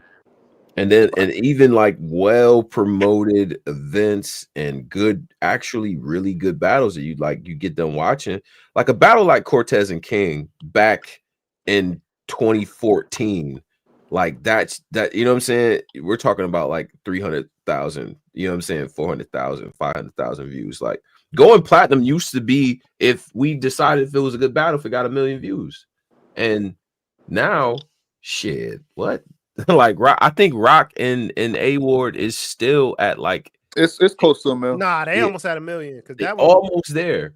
But Rock shit, got a few of them things, man. Yeah, Rock got a few of them things. And Big K, he got. I ain't gonna lie. Last year he was putting up heavy numbers last year. He still puts up numbers, but I'm saying like adjusting for inflation or whatever or deflation, bro. Like we're talking about, I mean, multi-million view type of stuff that would have already happened. So like it's good battles that can't even get 300, 400,000. So I just don't know how do we, because we lost get that back of the algorithm. Number one, like how YouTube algorithm work and stuff like that with URL when they and RBE, let's use them for example. URL, when they was pumping battles to YouTube, the algorithm, they were sending so much people to their page. Like the algorithm for battle rap and YouTube, when you search battle rap, is up now because you got a big platform like YouTube URL actively dropping, and also RBE is actively max out and all that. So the algorithm, like you lose them two, you lost 2 big parts of the algorithm. So it's hard to get them views back. Yeah, that's true. Unless you like a Hitman or a Murder Mook or a Lux, or you one of them God tiers, or Eazy, one of those. Drama. Yeah, you ain't getting numbers like Charlie Clips. You ain't them really the only people that kind of still do crazy numbers. Tay-Rock, Twerk. And even back their numbers compared to back then to now, it's not the same. They even though they do a lot now, they did more back then. Way more. Like so. When we say Coty is oh my God, Coty got 40,000 views, which is not bad. I don't know when did that become bad, or almost 4,000 concurrent comments or peak viewership. That's not bad. But battle rap, and so Coty goes to 30,000, 25,000 next year. That's where battle rap as a whole is kind of going, like low key. I'm just saying. Yeah. Somebody asks, will Surf bring the numbers back? I just feel like it could help. He could help. I don't think one man could, like, even though after Surf in the sense, what he does, he's a powerful man in battle rap. Like that takes more than just one man. Yeah, especially with like like the major leagues not actively being on YouTube like that in the last couple years. That kind of hurt a little bit too, but I mean, we got a lot of battles coming out. DAYLYT and NITTY is coming to YouTube also too, right? But speaking of DAYLYT and NITTY, shout out to Chilla Jones TBL. Go ahead, get your pay-per-view. I want to go back to what Chilla said in the panel. I forgot who said he changed the criteria. He didn't change the criteria, man. Bro, he had an opinion. He had an opinion. I want to shoot him some bell. He had an opinion. I feel like he was trying to compare the resume, so he used a choice set of words, but that's not the criteria. I think that's just his isolated opinion. And I seen where he was trying to go, low key. I kind of did. It seemed like he was trying to bring that. So okay, let's get back. Here we go. Posey's back. Posey's back. Let's get back to that. Yeah, now let's get back to that. Yeah, now I'm mad. So y'all, when did he bring that up? That's like at the end when y'all was doing when y'all was tied up, and he came back and was like, "Yeah, well, he didn't have that many he did the main event shit." So does that mean no mid-tier could win champion of the year? That's cap. Talk to this nigga Posey. He here now. Talk to him. Does that mean if a nigga has no main events, like I gave the Lux thing? I said, yo, if Lux decided, yo, I'm gonna go for champion this year, and I'm gonna book 9 battles. Every single battle Lux do is gonna be a main event, right or wrong? Wait, no, you're right. But like we in the Marvel what if That's never happened. That's nothing. So I'll put up 5,000 right now that Lux don't book 9 battles. If anybody that's on that tier of battle would decide that, yo, I'm gonna do 5 battles this year. Okay, so what happens when last year, when Tay Rock did that, he didn't win. He main evented versus Miss Hustle. He main evented 2-on-2. He main evented versus. So why is that a problem? We know damn well a 2-on-2 don't count. Let's no. Okay. I named 3 other ones though. Okay, what's the say the battles? He's Miss Hustle, that was main event. Ab, that was main event. I gotta go back and duck for a few, but he was main eventing on URL. So I need the other ones though. You're not about to just. Like we gotta get the. I gotta know the battles. What's the plus? Wait, what's the plus? Let's get his point. Wait. What's the plus for him this year? It was we overlooked it last year because he's main event last year, but I was confused. He's been main event. He's been main event. He just now won. He's been main event since 2017. He just now won. Yeah, but the panel was different last year, though. I'm just saying, Tay Rock been main event his whole career, low key. Like I'm just now it's a problem. Yeah, I'm just going by what your panelist said. My fault, man. That's your guy. No. The panel. But that's how y'all determined the winner. Look. So for me personally, you don't got to headline nothing. That's how I feel. But what I took from what he was trying to say, if we add the full context of what he was trying to say, because he's at 1 and 2. We're at 1 and 2. Right. This is if you've been Tony Bro, Polo been on champion. There's no 2 takes to this. There's no 3 takes. We don't cut. It's 1 take. Mm-hmm. And sometimes it's live. Sometimes y'all was there when it's live too. It's 1 take. So it's kind of hard to have the exact words to say. But if we add the full context, he was comparing schedules, and he was trying to say what made Rock's schedule harder. Like when you're main eventing, or I would say when you have a tough fight, it's different. Right. They're coming for your head. Yeah, but he's always going to be a main event because it's Rock, though. So what does that mean? What you mean? What that mean? He main evented with what's my man out of Milwaukee? Bankhead. Mm-hmm. Of course, Bankhead gonna be trying to they main event, and of course, he battling Tay Rock. Of course, he's obviously gonna be coming for Tay Rock head. Yeah, but okay. I think what Chilla's trying to say, like from a battler's perspective, the fact that you have these headline battles kind of makes there's more pressure on the matchup and stuff like that. Like if that was his point from the, and that's why it's good to have battlers on there because they have a different perspective on the stuff. But I guess that was his point of like, okay, if I'm headlining the matchup, that's a different type of, if I'm comparing 1 and 2, and I have to say, okay, who did more? You know what I'm saying?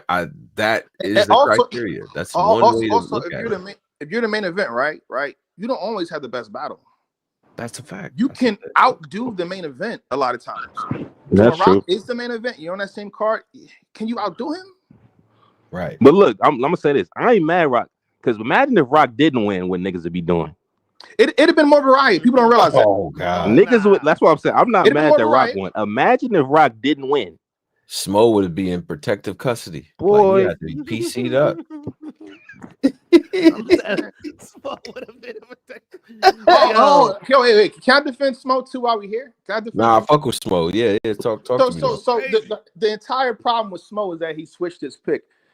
I could do like a crazy Ether video if I wanted to, but you could. Niggas that switched up. Wait, niggas switched their picks before? Yeah, they do it on camera though. They do it on camera though. Wait. When Geechi Gotti won, they switched his picks. When Overhead beat Tay Rock, they switched his picks. I keep going on and I'm just saying. When Tay Rock came in second that year, I remember that. Yeah, that's why. Not the first time somebody switched their pick. But that's why I didn't get too crazy, Black, because I'm like, oh no, it's footage of niggas switching their picks, bro. People took it as performative in the way he did it. Nah. He tried to act like he forgot the criteria, but then was going by the criteria the whole show. So, I think people thought it, but I understand people definitely do switch their picks though. Like it's happened probably 4 times. It happened on camera though, like where somebody was a deciding factor and they changed their mind. I'm telling you, I might do a video, but I don't think it's worth it. Just don't put me. I did it. It wouldn't be a diss. It wouldn't be it wouldn't be a diss video. It would just show the facts of the situation. Like, yo, this happened. What we complain about here happened 4 or 5 other times. through the length of Coty. Nah, he got to feel that fire like how. Nah, yeah, don't man. drop that we video, ain't bro. have Jay Black Nah. put a compilation out. I ain't have no compilation out when Right, I had right, more right. Christians Let killing him be me in that on oven. Facebook and all this. Yeah, I'm just keep him in that saying, oven. There's nothing with it. He gotta learn. And then here's another thing too. Like if we have a 5-hour panel, you mean to tell me people gonna watch a 5-hour battle rap panel and agree with everything that's being said? No. Come on. I'm just saying. Yeah, nah, hell no. Battle rap ain't even that type of sport. Yeah. So I think for this year and everything, like, will we get the like the GoFund, the voting and all that a little earlier this year since it's the last one? I honestly don't think it's gonna change anything, but I put up early. I put it up in halfway through the year. I put it up in, let me see, June, July, maybe. It's not gonna change anything. I think people know when it's time. I think the donations go up when you get the survey. Like, oh shit, it's time to file the survey, which is like end of the year. So, but I put up early. Don't change anything. Oh well, I will put it up when battle rap get a little bit more active. Like we got a lot of events coming up. I'll put it out like September-ish. I won't put it out right now. Low key. Yeah. Going in the fourth quarter. Yeah. I will put it like in the summertime-ish. Because you know, it's a lot going on right now. One thing. Also, are you for the last year, are you doing like a small panel, or are you doing like something special or something different, or you don't know yet? I don't know exactly what I'm gonna do. I think it's early in the year. But I want to have a larger panel. I want the last panel to be like the first panel. The first panel between 10 to 12 people. I kind of want to do that again. Yeah, that was crazy. That was crazy. I want to bring, you know. They don't complain anyway, right? Yeah. You see Polo trying to take Hustle off the list, off the Coty list. Please stop saying that, please, because I was really talking about official, but I was just saying, bro. I was playing, but I mean, 14 panels sound crazy, man. Definitely, sound. Who y'all think is in the lead for Coty, right? Like, who y'all think is in the league right now? The best #1 battler this year. It's too early, man. We only it's never. Y'all just said like do the month to month. It's too early. Y'all said do the month to month. So if we did a month to month now, who in the lead right now? Who is #1 in the power rankings right now? No. Who's in y'all Coty #1? Because the power ranking rules are different than the champion year rules. So who will y'all have right now as #1 for champion year? Ain't really been no cards. Like the card I had got the card. What cards has been up besides? Would it be Suge? Was Suge? It gotta be Suge. Probably would be the #1 guy. Think it should. Suge would be the guy. Yeah, for sure. Yeah. You got top 5? You got top 5 right now? No, I don't think I got a 5. Nah, right now, 5. Nah, ain't no top 5 right now. Not right now. I'll probably say Suge. Probably is. Honestly, that's I'm gonna be real. Honestly, that slot wide open. Yeah. Well, that's not good. Suge battled in January. We about to be in April. Right. Yeah. So that's kind of bad, low key. Well, if we ain't got no other clear names and we about to be in April. Yeah. Nah, we gotta do some homework, man. We be back on this question. Yeah. We gotta talk about this again in like September for sure. I feel like we have. But it is about to be April. And it is. That's crazy. That is crazy. Wow. Okay. Yeah. I'm already taking notes. When you do this, you gotta take a little bit of notes here and there. So let me ask you a question real quick before you talk to me. Which battle you think is more anticipated right now? Hitman Holla, Miss Hustle, or DAYLYT Rum Nitty? I think DAYLYT and NITTY. Wow. Clearly. I think DAYLYT and NITTY.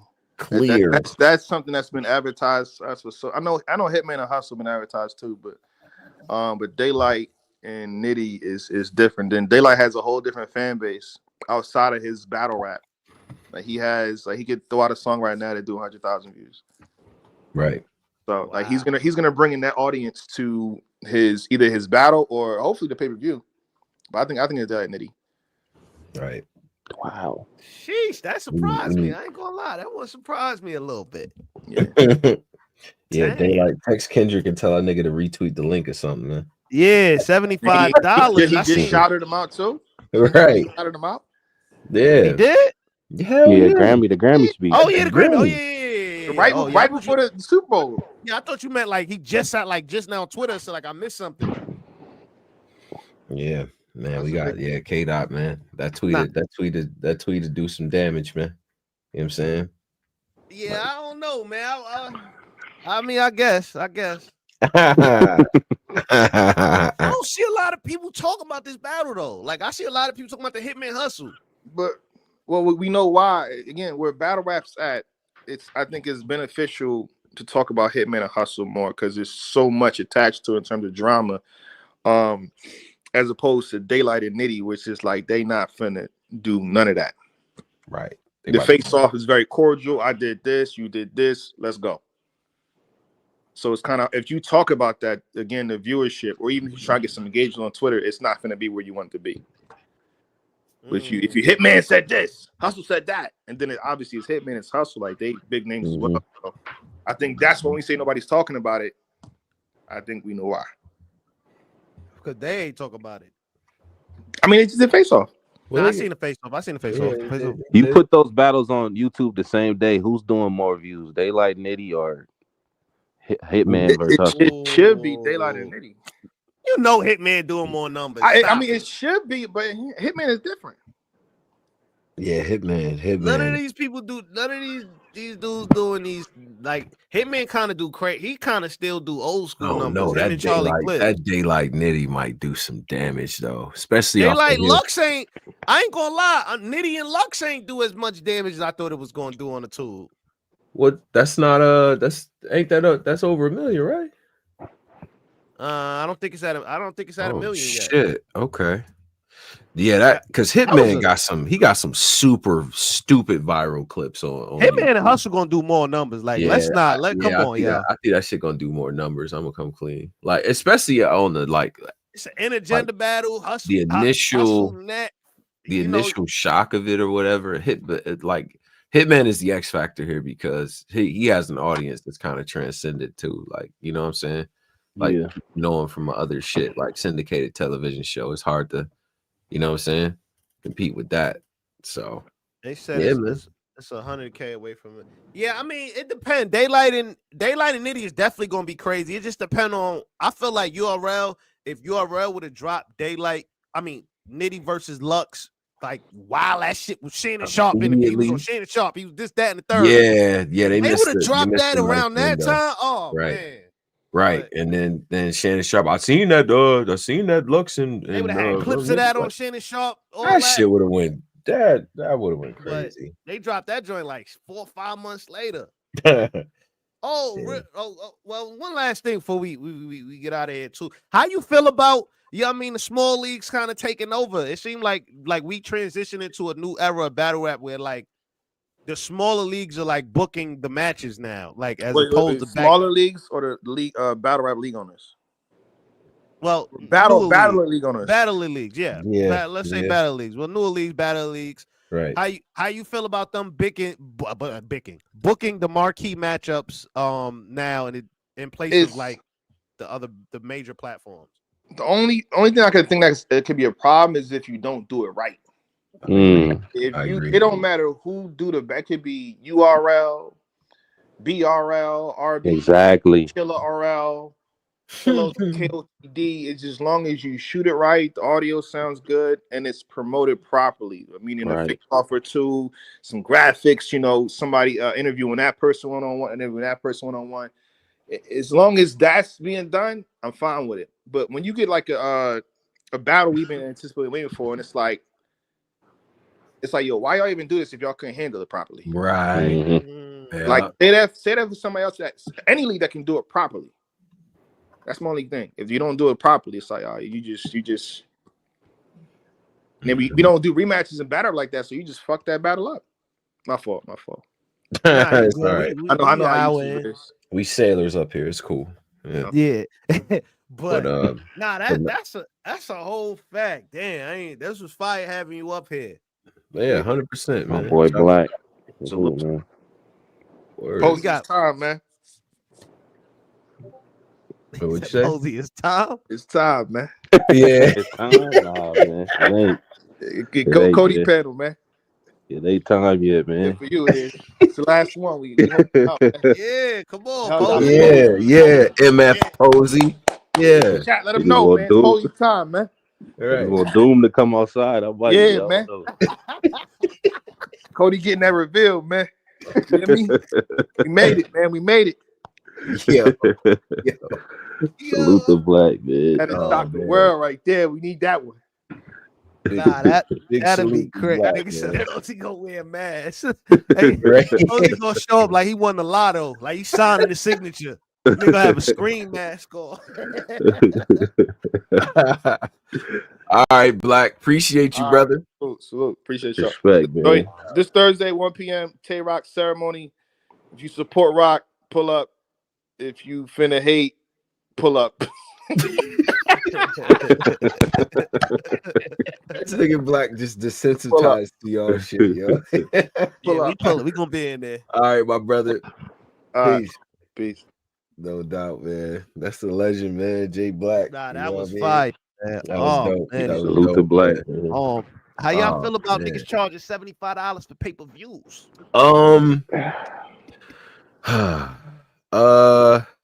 Is that the highest pay-per-view it ever been? I feel like I seen one that was 100 before. I thought I saw 100. I can't remember what was 100 piece. Yeah, I saw $100 or whatever before. I felt like, damn, I gotta pinpoint that card for the type of card on paper that we have. It is a lot of battles, and it's a 2-day joint, and I'm assuming that it's gonna be like, you know, KOT. What was the KOTD? I was trying to compare it to Mass because Mass had probably just as many names, low key. Maybe I think this has more names though. Top to bottom. One of them caffeine joints was like 100. Low key. Yeah, it was like it was some bread, but wasn't that the was like a huge card though, and I think that was right. Drake card? Yeah, it might have been a Drake card, right? So, and that was like $100,000 tournament, Nitty and Gotti. You know, it kind of meant something. This means something too.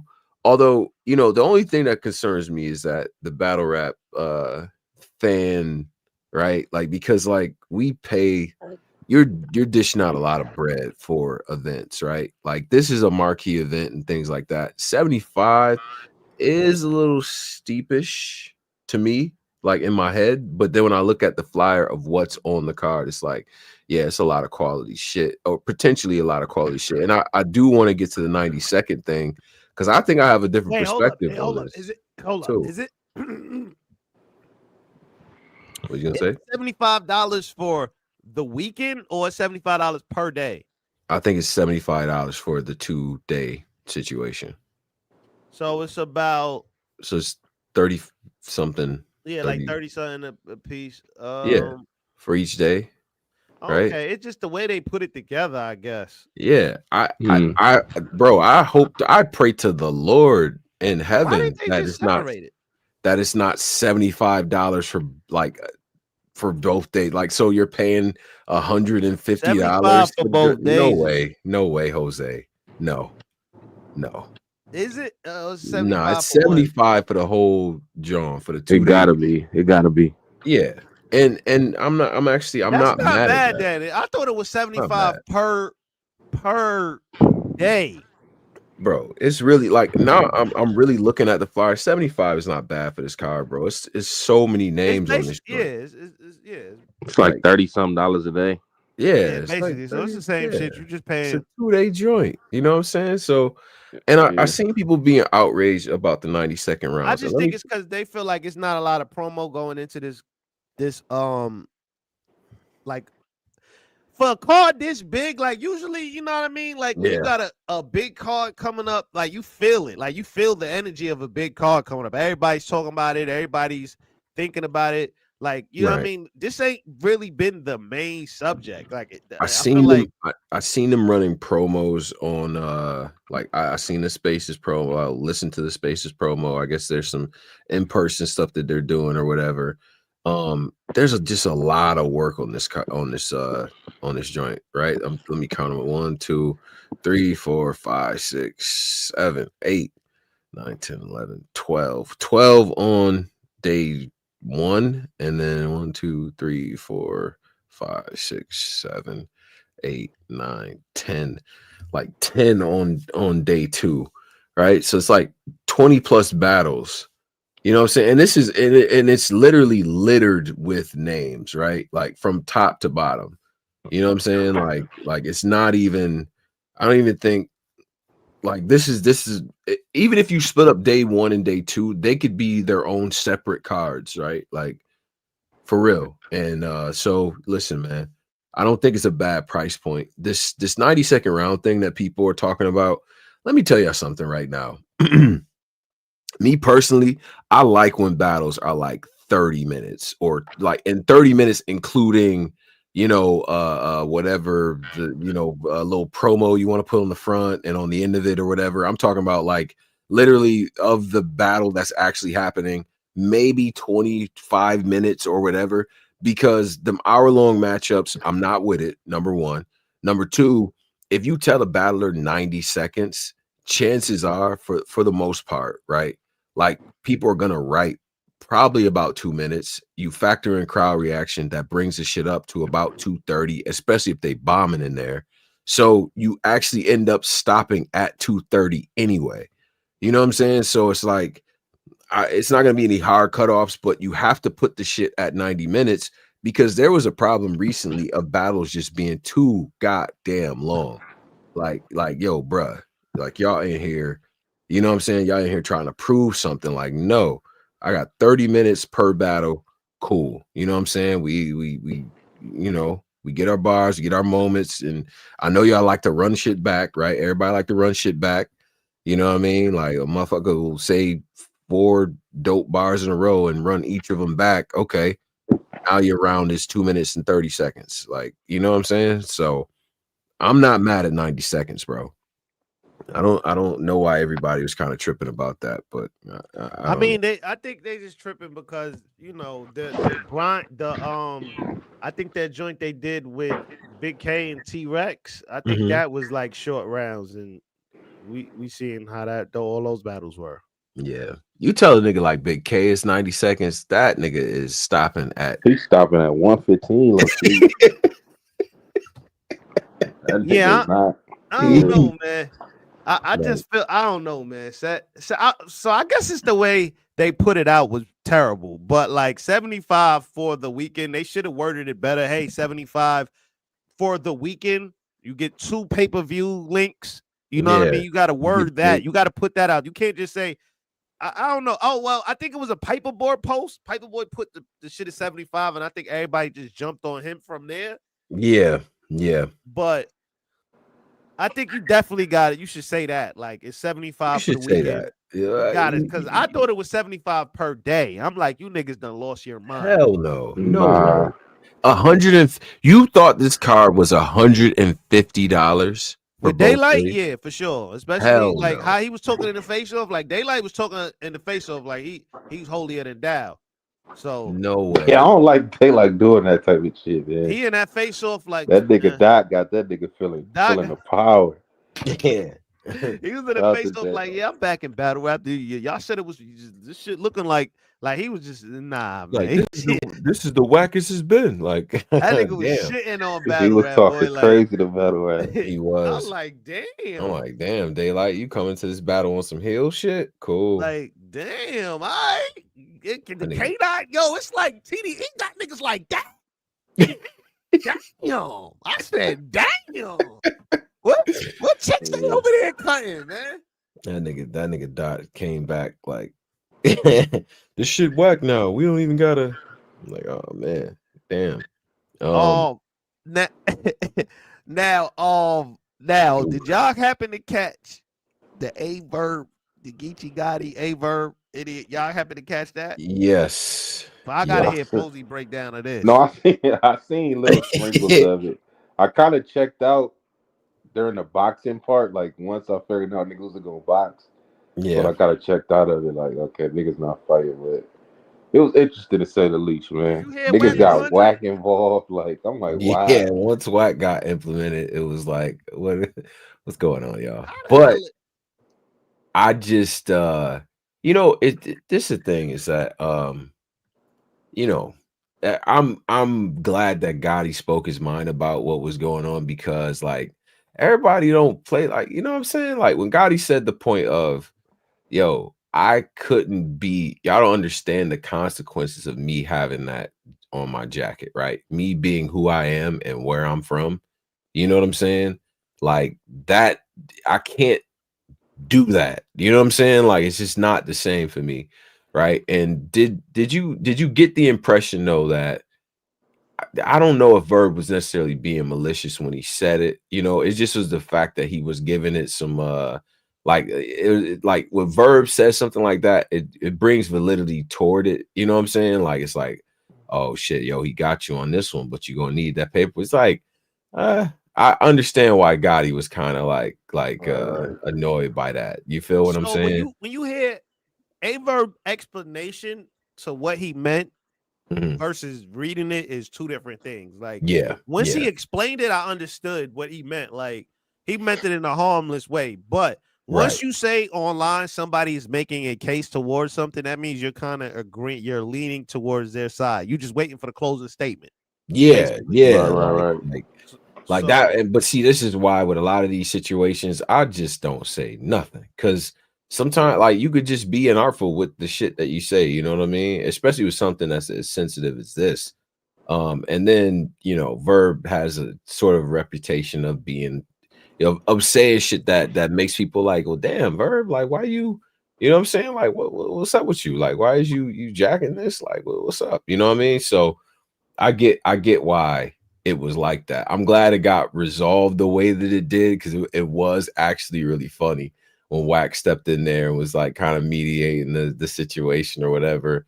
And you know, on Pyro, like Rack is like he like the dad figure of niggas. We gonna let him talk. Blood on Pyro, let him talk now. Like he was really orchestrating. Nah, I ain't gonna lie. Damn. WACK knew a lot about that. Like that nigga could have been a lawyer. Yeah, he did. He was breaking that down. He like was breaking it. I think that threw a depth off a little bit, because I think so too. Because he knew like the code, the lit, like he knew nigga WACK was on. Because you can't, because it's hard to talk that type of talk with people who've been in the system. You know what I'm saying? It's one thing to be like, all right, I got the paperwork. I'm smart. I know how to, you know, I could read this stuff, and you know, I could follow along with what's the case notes say. But like when you dealing with people who've actually been through that system, and they're also in California, in LA, which that, you know, the state laws and all of that in LA especially are very different when it comes to certain shit. And you know, you got gang enhancements and all types of shit that, you know, most states don't really have, right? And and so when you talk about like strikes and stuff like that, it's like, honestly, bro, 95% of battle rap fans have no fucking idea what a lot of this stuff even is, right? Like, thank God, because most people don't have to go through this stuff, right? It's a segment of society that really has to deal with this shit. So, you know, it's just, WACK. My fault.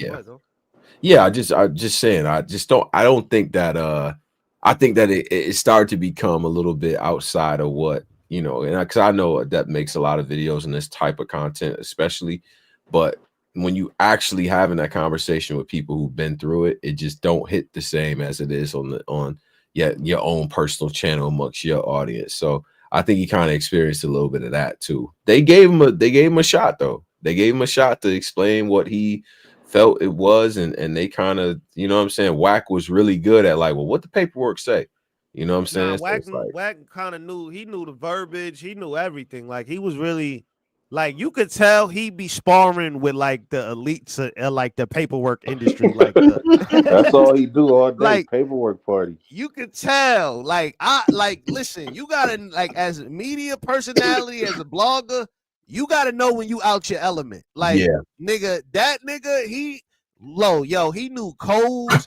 He knew like certain breakdowns. Like he like, actually, no, that's not what that means. What that actually means, right? Yeah. And he like, oh yeah. And I'm like, damn. Yeah. Let me text my bail bondsman to figure out that paperwork Like, yeah, the damn. Bells Bondsman part had me dying, bro. I rewind that shit a couple times. That was bad, man. That's really like he was like that nigga was like the final boss of like the paperwork. Yeah, It felt bro. like damn. I was like, oh shit. Yeah, so that was a tough one to listen to. I ain't gonna lie, but yeah, and I think for me personally, these types of things, especially like I've been to Gotti's neighborhood and stuff, and they, the hospitality and all that different shit, and like just being in that, I just don't. From my personal experience, I don't think you can be in that environment and have these types of things on your jacket. I don't think you can. You know what I'm saying? Like it's shout out to him, shout out to LI, because anytime I've ever come to LA, like super solid niggas and shit. So I wasn't jacking it to begin with, but it was just like to see it play out the way that it did for the people that's really not necessarily in the streets, but they pay attention to like street content and shit, and seeing somebody like kind of have that discussion, and it's like, nah, bro, they really kind of, they got the upper hand. They know what the fuck going on. You know what I'm saying? Like it's LA, it's just very different, bro. But yeah, that whole shit. I'm glad it got resolved though. I am. I really am. I mean, I ain't gonna lie though, Verb. If you go to that Houston, definitely still keep that security though. I ain't trusting no LA niggas. we might still line it up. Them niggas might still line you up, bro. Don't let WACK 100 fool you, man. Niggas still line you up, bro. Posey, how they be? I need that. You know what? I need that, bro. I know we squash it online, but I still need that. Yo, what's wrong with y'all? For real, and then on a little side mission here, I'm paying attention to the other multiverse of oh yeah, we're gonna get to that we'll talk about that in the Patreon, because I definitely got some things to say. All I'm gonna say is, and listen, tune into the Patreon if you want to hear more. The idea that people outside of our culture get to talk and stir shit up and kind of lure people into this fucking place where now they're saying shit that they wouldn't, because if I was Vlad, right, just imagine, right, like on some science fiction shit, I'm Vlad tomorrow, right, like I can't do that shit. I don't even think I could get away with doing what Trap Lord Ross does. You know what I'm saying? Like the black YouTubers who make docu-series like Trap Lord Ross, they don't show their faces, bro. They don't. Right. You know what I'm saying? Like they be getting threatened, but then like these white dudes that do the same content and niggas applaud. Hey man, can we fly you out and get you an interview on our podcast? Shit be like crazy. Even like bro, like I don't think I don't think I could do that, right? Like we didn't see, and even with somebody like Academics, we didn't see Academics until much later, right? When you start doing the show with Joe. Like we didn't see who he was until much later. So it's like, bro, as black people, and this is black culture, especially, we're the ones who are overly policed. We're the ones who are subjugated to all of these laws. You look at rates of people who've actually been exonerated from crimes, right? You say, okay, black and brown people make up most of the jails. Who do you think makes up most of the fucking exonerations and you know what I'm saying, and shit like that, right? Being acquitted and falsely accused, that's 55% of that is us. So it's like this stuff affects us a lot more, and the street culture and being able to deciding who could talk about certain shit. I feel like certain shit needs to be gate kept a lot better. And this is my last point. It sure would fuck me up if we made that type of content or interview content that later on a judge, a federal judge or a federal prosecutor is using to try to lock a nigga up that did an interview on Black Compass. Could you imagine, bro? I would be so like, I can't even describe how it would feel if a nigga was in jail and they was like, or about to go to jail or being prosecuted, being indicted, and the paperwork said, yeah, and then he was Tone Bro asked him X, Y, and Z on Black Compass Media. Like if that was in the paperwork, that would fuck me up, bro. That would really fuck me up. You know what I'm saying? Especially if I knew I had the opportunity to edit that shit out and I didn't. You know what I'm saying? So maybe I'm just like, you know, because everything ain't content to me, you know? And I've seen shit in the culture or been around shit in the culture that I say to myself, damn, if people knew about this is kind of maybe this would change perceptions or whatever. And I know maybe it'll go viral, but viral at what cost though? Like for what? You know what I'm saying? Sometimes you gotta protect people from themselves. As crazy as that shit sound, I know people like, well, they grown men, they should. Nah, bro. Like if you really looking out, you really give a fuck about the well-being of the people that you talking to. It's like, come on, Adam, you could have edited some of that shit out, bro. But why though? Why don't he gotta edit it out though? He doesn't have to. He doesn't have to. I'm not saying y'all gonna go on his platform and say all that stupid shit. Y'all responsible for your own actions. You're not up to these people. That's listen, that's true too. But I'm saying that when you dealing with people who clearly are stepping across the line, it's like, nigga, like, and you know, you review this content, you look at it, unless it's live. If it's live, it's live, whatever. But I'm saying that you have the opportunity to edit this content, or you reviewing the game tapes, and you're like, bro, that shit that you said right there is that don't sound like something you should be telling motherfuckers, right? Like, I don't know. I think for me, it would be hard to make that type of content. Yeah, but a lot of the times I ain't gonna front. Like if you listening as an interviewer, yo, a lot of these times these niggas don't be knowing that these niggas really don't be knowing. Like now they probably do, but previously when a lot of this stuff was happening, they wasn't knowing that this person is sitting here confessing to actual bodies. They thinking this nigga trying to get some content off and do his thing. You know what I mean? And people go up there and they actually spilling real stuff that happens. It's not the interviewer fault. It's the people that go up there. Yeah. And if you really actually see, that's the thing, right? Like what you saying is true. Because if you really don't know these niggas, you like, okay, well, he's just talking. Cool. Yeah. But like if you actually have a rapport with these motherfuckers and you know people is actually outside and it's actually consequences for what's being said right now, because you know them, you know what I'm saying? I feel like there's at least for me, I would feel like, nah, I can't put like, at least I have to go back to the person like, bruh, you know, you said X, Y, and Z. Listen, I ain't in your business, but nigga, it don't sound like this was no trolling shit. You know what I'm saying? Like, I don't know, maybe some people, you know what? On the other hand, though, there's way too outside of this whole situation with those guys or whatever, it was way too much talk, in my opinion. I'm a civilian. I would get cringed out by the type of shit niggas was saying. Let's say this part for Patreon. Yeah, we'll say. I do want to get into this Eazy real quick before we get out of here. Yeah, absolutely. Yeah, pray for my enemies. Pray for my enemies. Just drop Eazy verse Swamp. Is that something Pac say? Pray for my enemies.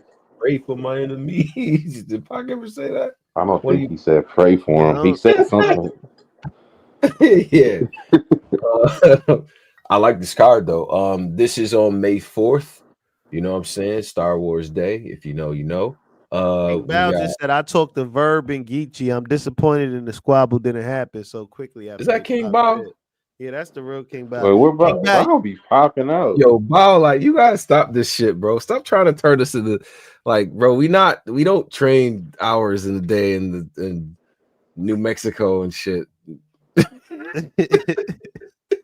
Our squabbles are not gonna look cool. Bao, that they probably still gonna squabble though, man. Wow, I could imagine Bao on the phone with him. You guys gonna fight, right? Is it really a fight? Is it really a fight? Like we got the Bao, it won't look cool, Bao. We're gonna get tired. Like Verb round one. Y'all wait, real quick before we talk about this Eazy card. Y'all think Verb still battling Chilla? Keep it a stat. Yeah, he pulling up. I think so. Yeah, and I was thinking because I ain't going front. Verb do be pulling up with security. Like that nigga ain't lie about that. I've never seen Verb pull up not, you know what I mean? Like just like always with security. Like, you see what I'm saying? Like I've Verb pulls up, he pulls up. You know what I'm saying? But only thing about security, man, a lot of them niggas don't be willing to die for you. Yeah, just keep that in mind. Like, don't get too comfortable. Like, unless you got that millionaire insurance money, a lot of them niggas ain't dying for you.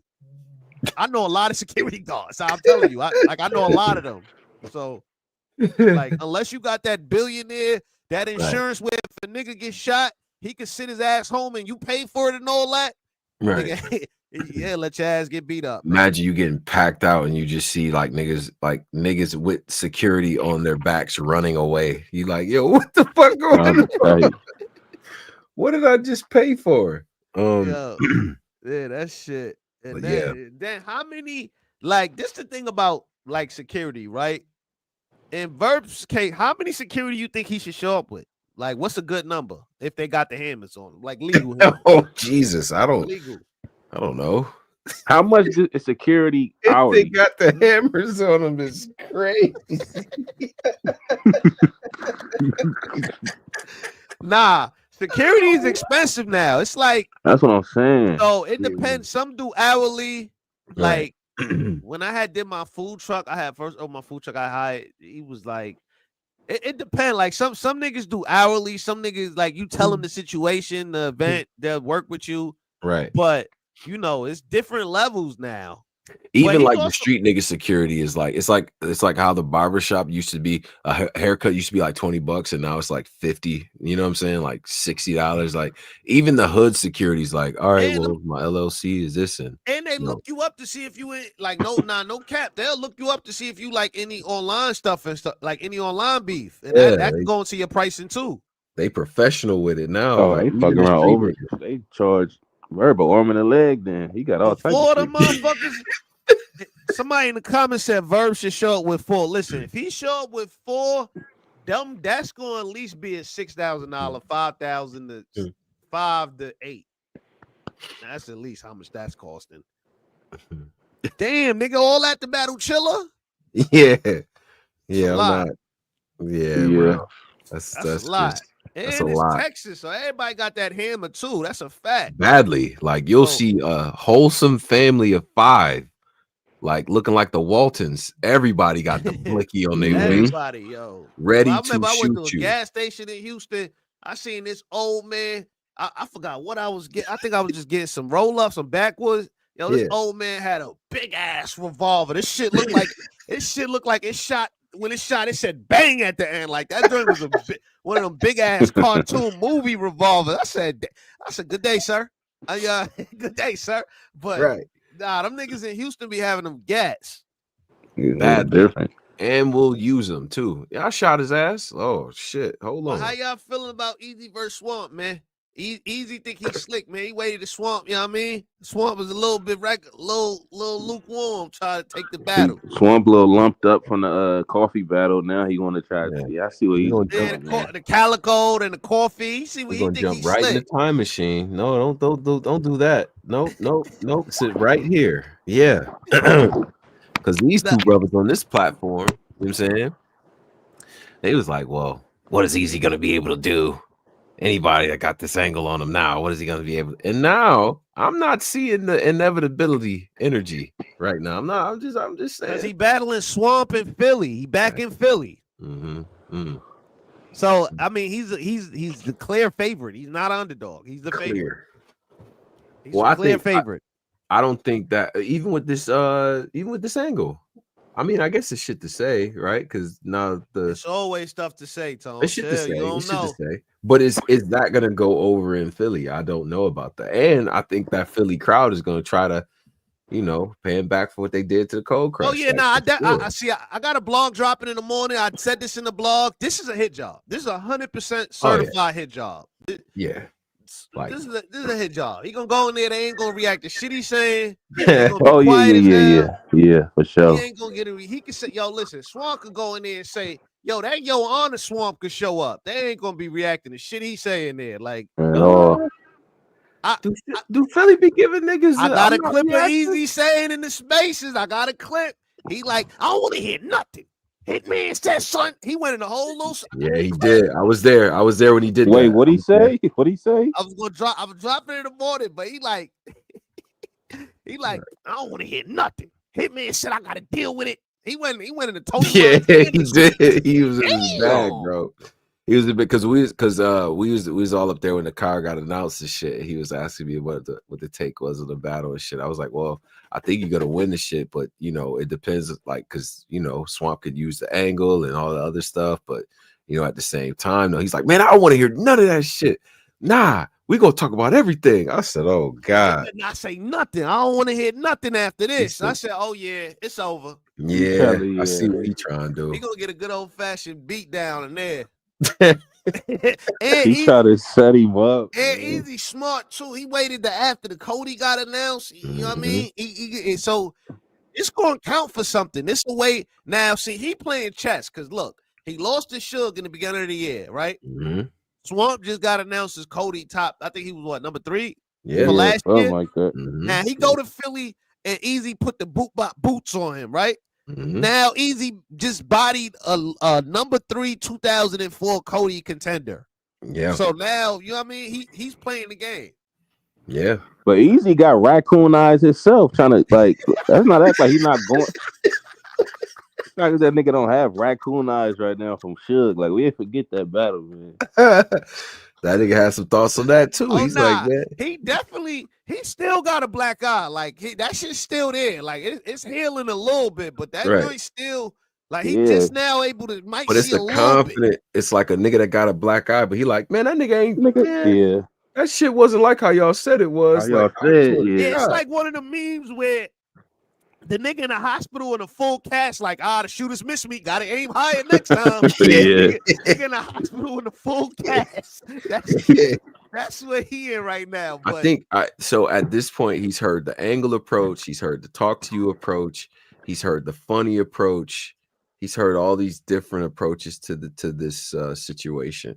Is the Philly crowd going to be receptive if Swamp jumps into that bag? Is the question. Damn, you right. He damn near.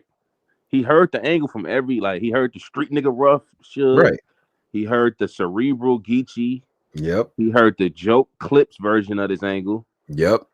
So it's like Swamp don't have no really clip to go to. And if Swamp was a puncher, if Swamp was punchy, then it'd be like, okay, I see how he punched him with it. Yeah, that's true. Hold up. Also, one of Swamp key strengths, he got this talk to you bag, like I don't know. He just like talk down to you. He got like this, like, nigga, I got a company. I work hard. Nigga, what you do? Like, he just got one of them hard. Like, yeah, he do. He do got a slavery like rollout that he be doing. Like, I was in the field all day, nigga. What you was doing in the house? Iced tea?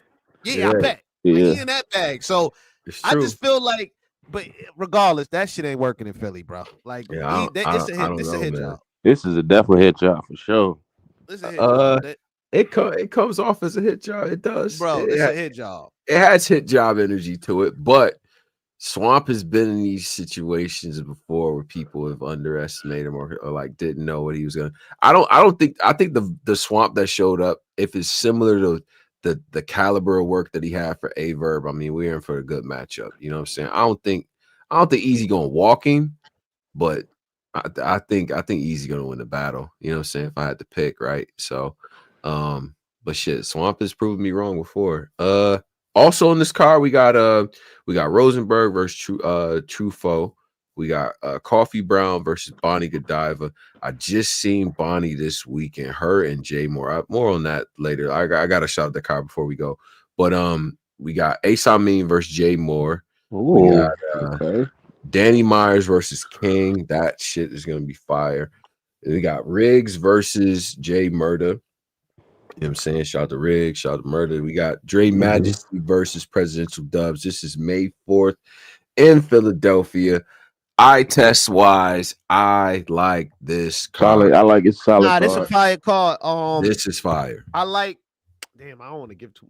I like the fact that this card, like, I ain't gonna front. I like that this card is a well structured card. You know what I mean? It got the classic main event, co-main event, mid-tier, new guys. Like, Eazy do a real good job of sprinkling, like, you know, he's a really good matchmaker, so he does a good job at that. Truffaut Rosenberg, I ain't gonna lie, man. Fo been cooking, man. I ain't gonna lie. I like in that A-Ward battle. Yes, I gotta watch that battle. Nigga saying it's a powerful battle. That's a dope battle. They both had dope battles. On A-Ward in that one. They both Rosenberg and Truffaut both had good battles with Ward too. I ain't gonna lie. You know what I'm saying? Like they outperform expectations. There's a little bit of a chip on Rosenberg's shoulder because everybody got him, and it's like, nigga, you Jerry the King Lawler now. Like, you know, out to Chilla, man. Chilla. You a chip on Truffaut's shoulder? No, it's a chip on Rosenberg's shoulder because Chilla was like, he's a commentator, you know, real Boston accent. Yeah. He's a commentator. Like who? You don't think it's a chip on Truffaut's shoulder that the nigga that you technically came in with is now the league owner and headlining and paying the car? Like, you don't think this is what you mean? Nah, because I meant with Rosenberg because people got him in this commentator bag. But I think with Truffaut, he was booked to do a card on the trenches, and then remember the lucrative. Yeah. Like, we remember that. It's more lucrative, like, you know what I'm saying? So like I think he wants to perform well on this only because like his last what he just did with A-Ward was dope. It sets him up well for the year to like if he wins this battle, that's dope for the year. You know what I'm saying? It's a must win for this. I agree. Now I think about it. You 100%. This is kind of a must win for Froze because you got a lot everybody like saying you just a commentator. You ain't really like Chilla when you know what I mean with the Chilla and then just the scent. You know what I mean? So this is pressure. Yeah, battle rap don't let you be good at two things. Like, what was Fro's last battle? Ashley. Oh, he got cooked in that too. Oh yeah. Well, I thought he had one before that or after that. Then he was mad at niggas for that too. He like, man, some of these battles y'all be saying I lost. No. He battled Av. He posed. You know how the nigga Rosenberg. He battled Av last year. Some of these battles y'all that I lost. They said Av 30 debatable. Like be debatable. Right. Now, I ain't gonna lie, that Shane Ashley wasn't debatable though, man. He said once we get in the room, it's gonna be very different. Like he sounded a very like Philadelphian type bag that he was in. It was funny, man. He like, I gotta wake niggas the fuck up. Like, you know, Berg, man. Berg trying to kill some shit. So shout out to that. That J Murder, Caps had me crying. Caps like, yo, J Murder, don't be doing all that cringy stuff like talking in the middle of nigga rapping and making noises. Burping that nigga, yeah. J Murder be out of pocket. Burping. Yeah. I don't think Murder gonna be on that type of time, man. Of course he gonna be on that type of time, Tone. Stop it. Burping and all this other he gonna be violating Riggs. You better go in there and rap. J Murder violate everybody he battled. We do. Not everybody. These niggas got a lot of respect for He has some, I was say he has some respect for Riggs though. Yeah, they Riggs get cool. the cooking, that nigga gonna start talking. I bet you. I'm saying that this is gonna be like, I feel like for both of them, they really trying to rap some shit though. Like they really trying to go in there and like have battle tonight type energy. You know what I'm saying? So Riggs just battled Bad News. My humble opinion, and according to what everybody, you know what I'm saying, clear dub for Riggs went crazy in that battle. It was a good battle too, and Riggs did his shit. Tone, I seen one of your other clients have a classic battle. You told me it was a body. It was a little class. It wasn't a body. I didn't tell you it was a body. I wasn't there. I didn't tell you that. Don't put that on me. My fault. I could have swore I heard you say. Nah, people left the venue saying that Authentic won that John clear. You know what I'm saying? I still think he won clear. That nigga Gorilla sound like a fake Hitman holler, but he was fake wilding.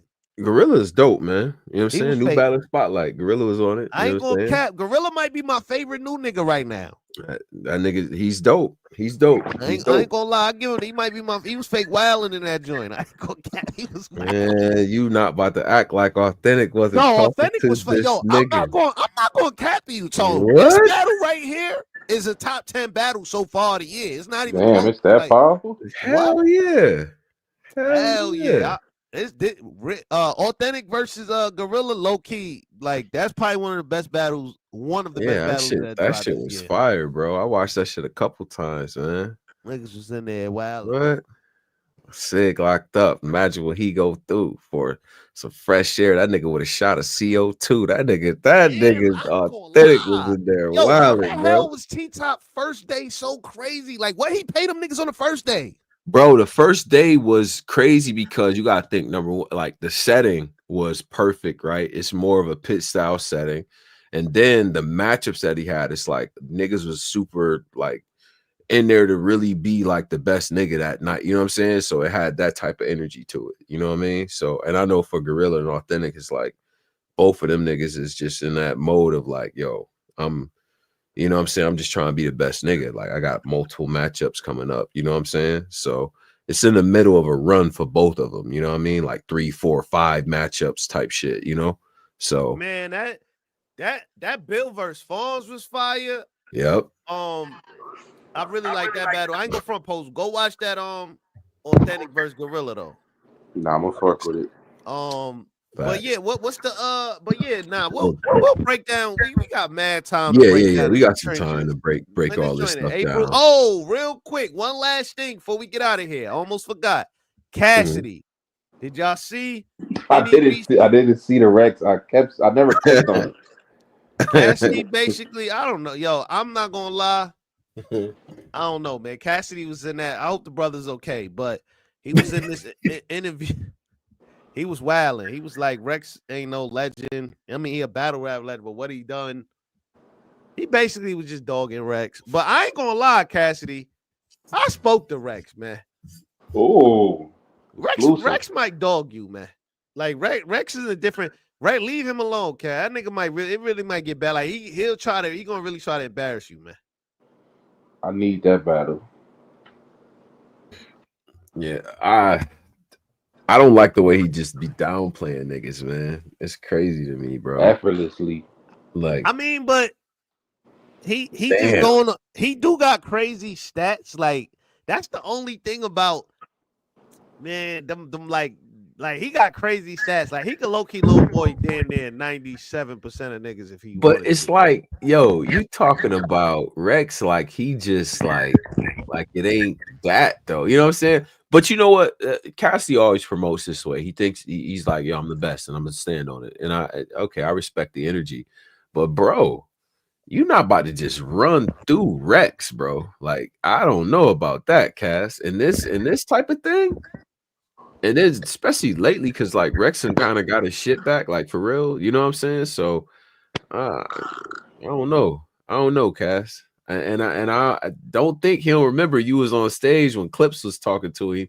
You know what I'm saying? Remember Cass was on stage with trying to clip push Rex and shit? Like I remember. I don't know, man. I don't think I gotta see Cassidy versus John first before because I don't even think he'll show up. But I don't know, man.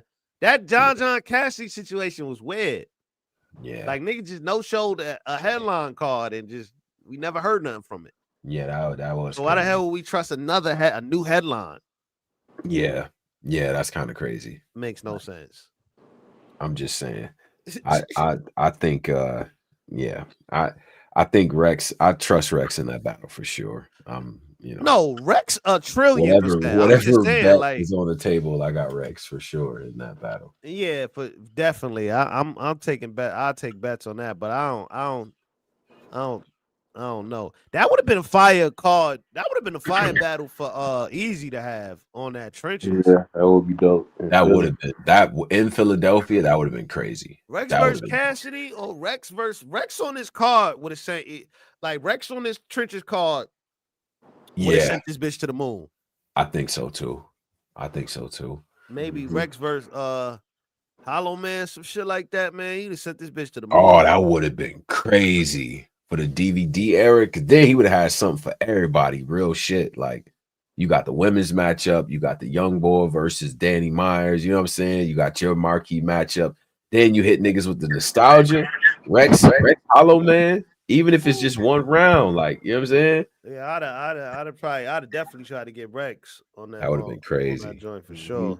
But wait, can I just give a shout out because I was go crazy. This past weekend I was in North Carolina and everything. Shout out to Hunger Games, shout out to Nun, shout out to J Rome, Tink, the whole crew. You know what I'm saying? Great matchups, great energy. That venue was dope. North Carolina got a nice little scene, you know what I'm saying? Bar was stacked, you know what I mean? Food, all that. Like it was good, man. That was a dope card. That nigga None had a crazy performance. Him and EXO went crazy. Bonnie Godiva and Jay Moore on 3 days prep. Wait till y'all see that battle. It was a 1-rounder. That shit was dope. You know what I'm saying? Bonnie did her shit. Jay Moore did his shit too. Anderson Burris and Danny was fire. You know what I'm saying? I think Andy was on his shit, bro. It's gonna make Pose mad in multiple ways, but it was, you know what I'm saying? But they had a dope battle and shit. I told y'all about RIGGZ and Bad News. That was a good battle as well. You know what I'm saying? I thought RIGGZ was in his bag for that one. Authentic and Kid Def did they shit too, man. That was dope too. 1-rounder. That was like one of those, like, damn, we might have needed 3 of those. You know what I'm saying? Flames and Mosca was cool too. So it was a good night, man. It was a very good night. They put on a lot of different vendors. They incorporated a lot of local vendors and clothing, you know what I'm saying, like type of like boutique type of stuff in there too and shit. M3S3 was in the building, you know what I'm saying? Bunch of DJ Danny Ocean from out there and shit, you know what I'm saying? Like he was doing his thing. They had a DJ up there. It was a good setup, bro. That Bad News battle?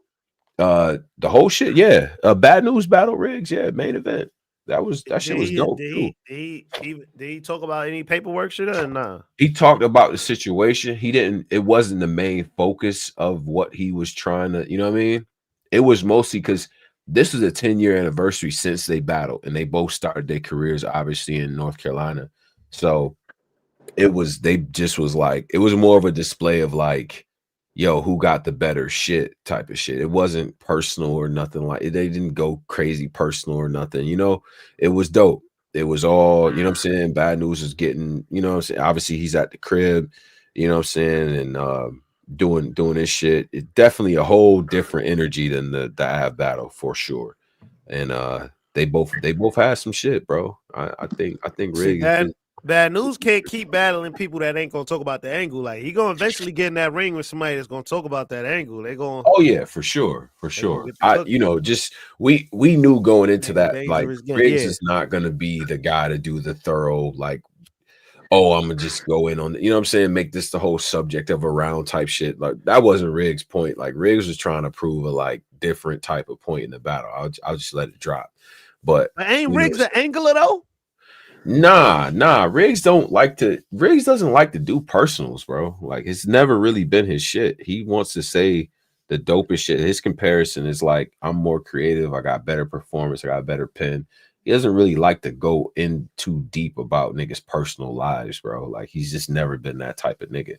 Like if there's an angle of like with the A-Ward shit, he talked about religion and kind of related that back to what A-Ward be rapping about. He might point out some hypocrisy and how a nigga doing his shit, but his stuff is more about being creative, having different like pockets and all types of shit. So he, you know what I'm saying? Like this is, he's never been that type of battler to go super OD personal. And it actually was a better battle because it didn't get into that mode. And it would have been fake if they would have done that. They boys. So you know what I'm saying? So yeah, that shit was dope.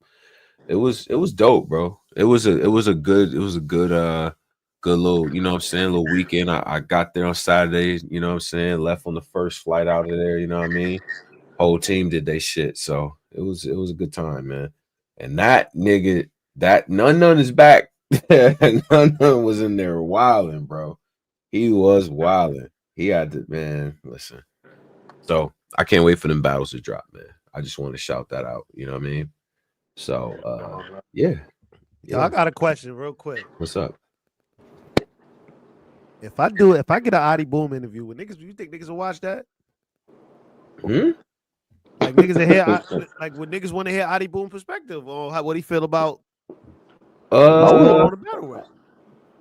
I don't know, man. I think niggas will watch it. I think niggas will watch it because like Boom was just straight up excommunicating. like wow. Like the way, like just objectively, however you feel about whatever it was, you know what I'm saying? Like however you feel about it, like the way the culture got him out of here was actually objectively is fascinating. Like, damn, you know what I'm saying? When we know Adi out of here, they got Adi the fuck out of here.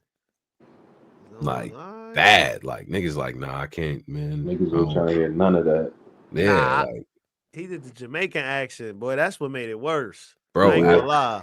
After being locked up for them years, free Adi and da da da, and then your first battle back is your last one. Holy smokes! I wouldn't even do it. I'm gonna be honest. If I was Adi Boom, I wouldn't even do an interview with you, Polo. Fuck out of here, nigga. Nah, I'm gonna try to get that nigga. I ain't gonna front. I'm finna get real spicy, man. I'm finna get all the spicy niggas. Huh? Yeah. What I do? Yeah, like nigga, I was that nigga was sitting in jail thinking about like, yeah, man, I ain't gonna play with my gift when I come back. You know what I'm saying? ARP, Adi Boom back. You know what I'm saying? We got a whole rollout for him. We gonna, you know what I mean? This and that. Big plans for the boy. Nah, him. Man, Big K get up there, pass out that paperwork. That was it. You just hear paperwork moving around. I'm surprised he ain't snuffed that nigga. He said he wanted to. He was like, I really wanted to snuff him. He he would have went back to jail. Oh, yeah. Nigga, you would have told that get out anyway. Man. Nah, let me stop. Let's get to the Patreon. That nigga snitch boy. Like, oh Lord, have mercy. I'd have swung on that nigga though, man. I ain't gonna lie. I'm going shit. You ain't the last image of me in battle rap. Not about to be a white man passing out no paperwork. Nah. Yeah. I'm swinging on him and the cameraman. I'm two niggas getting it. I'm not putting this. Yeah. What the cameraman do? I'm swinging on Avo and that nigga. Both them niggas getting it. Boy, you getting it for even recording this footage, nigga. Give me that footage. Yeah, I'm gonna be honest, Polo. Adi Boom interview would be crazy work. I ain't gonna lie. Man, I'm getting an Adi Boom interview, man. None of y'all niggas copy my style too, man. Y'all niggas. I ain't gonna be on Twitter that day because they're gonna tag me in it. Like. Your man, I gotta hear what Adi Boom thinks about battle rap right now. Your man, you know these your man type bags. Your man is up there talking to Adi Boom. Like, what's going on? Yeah, man. Somebody update this man 702 Vegas, man. I think he been in the time chamber or something. Yeah. But let me get to this Patreon. This was a fire episode. Let's get to the Patreon, man. Black Compass Media, y'all niggas be good. You know what I'm saying? Make sure y'all subscribe. Hit us up, Black Compass BCM. Run over to the Patreon now. We gonna get everything started. And yeah, man, be safe. Watch battle rap, comment, you know, all that good stuff, man. Y'all niggas be good. Black Compass Media, we up out of here. Peace.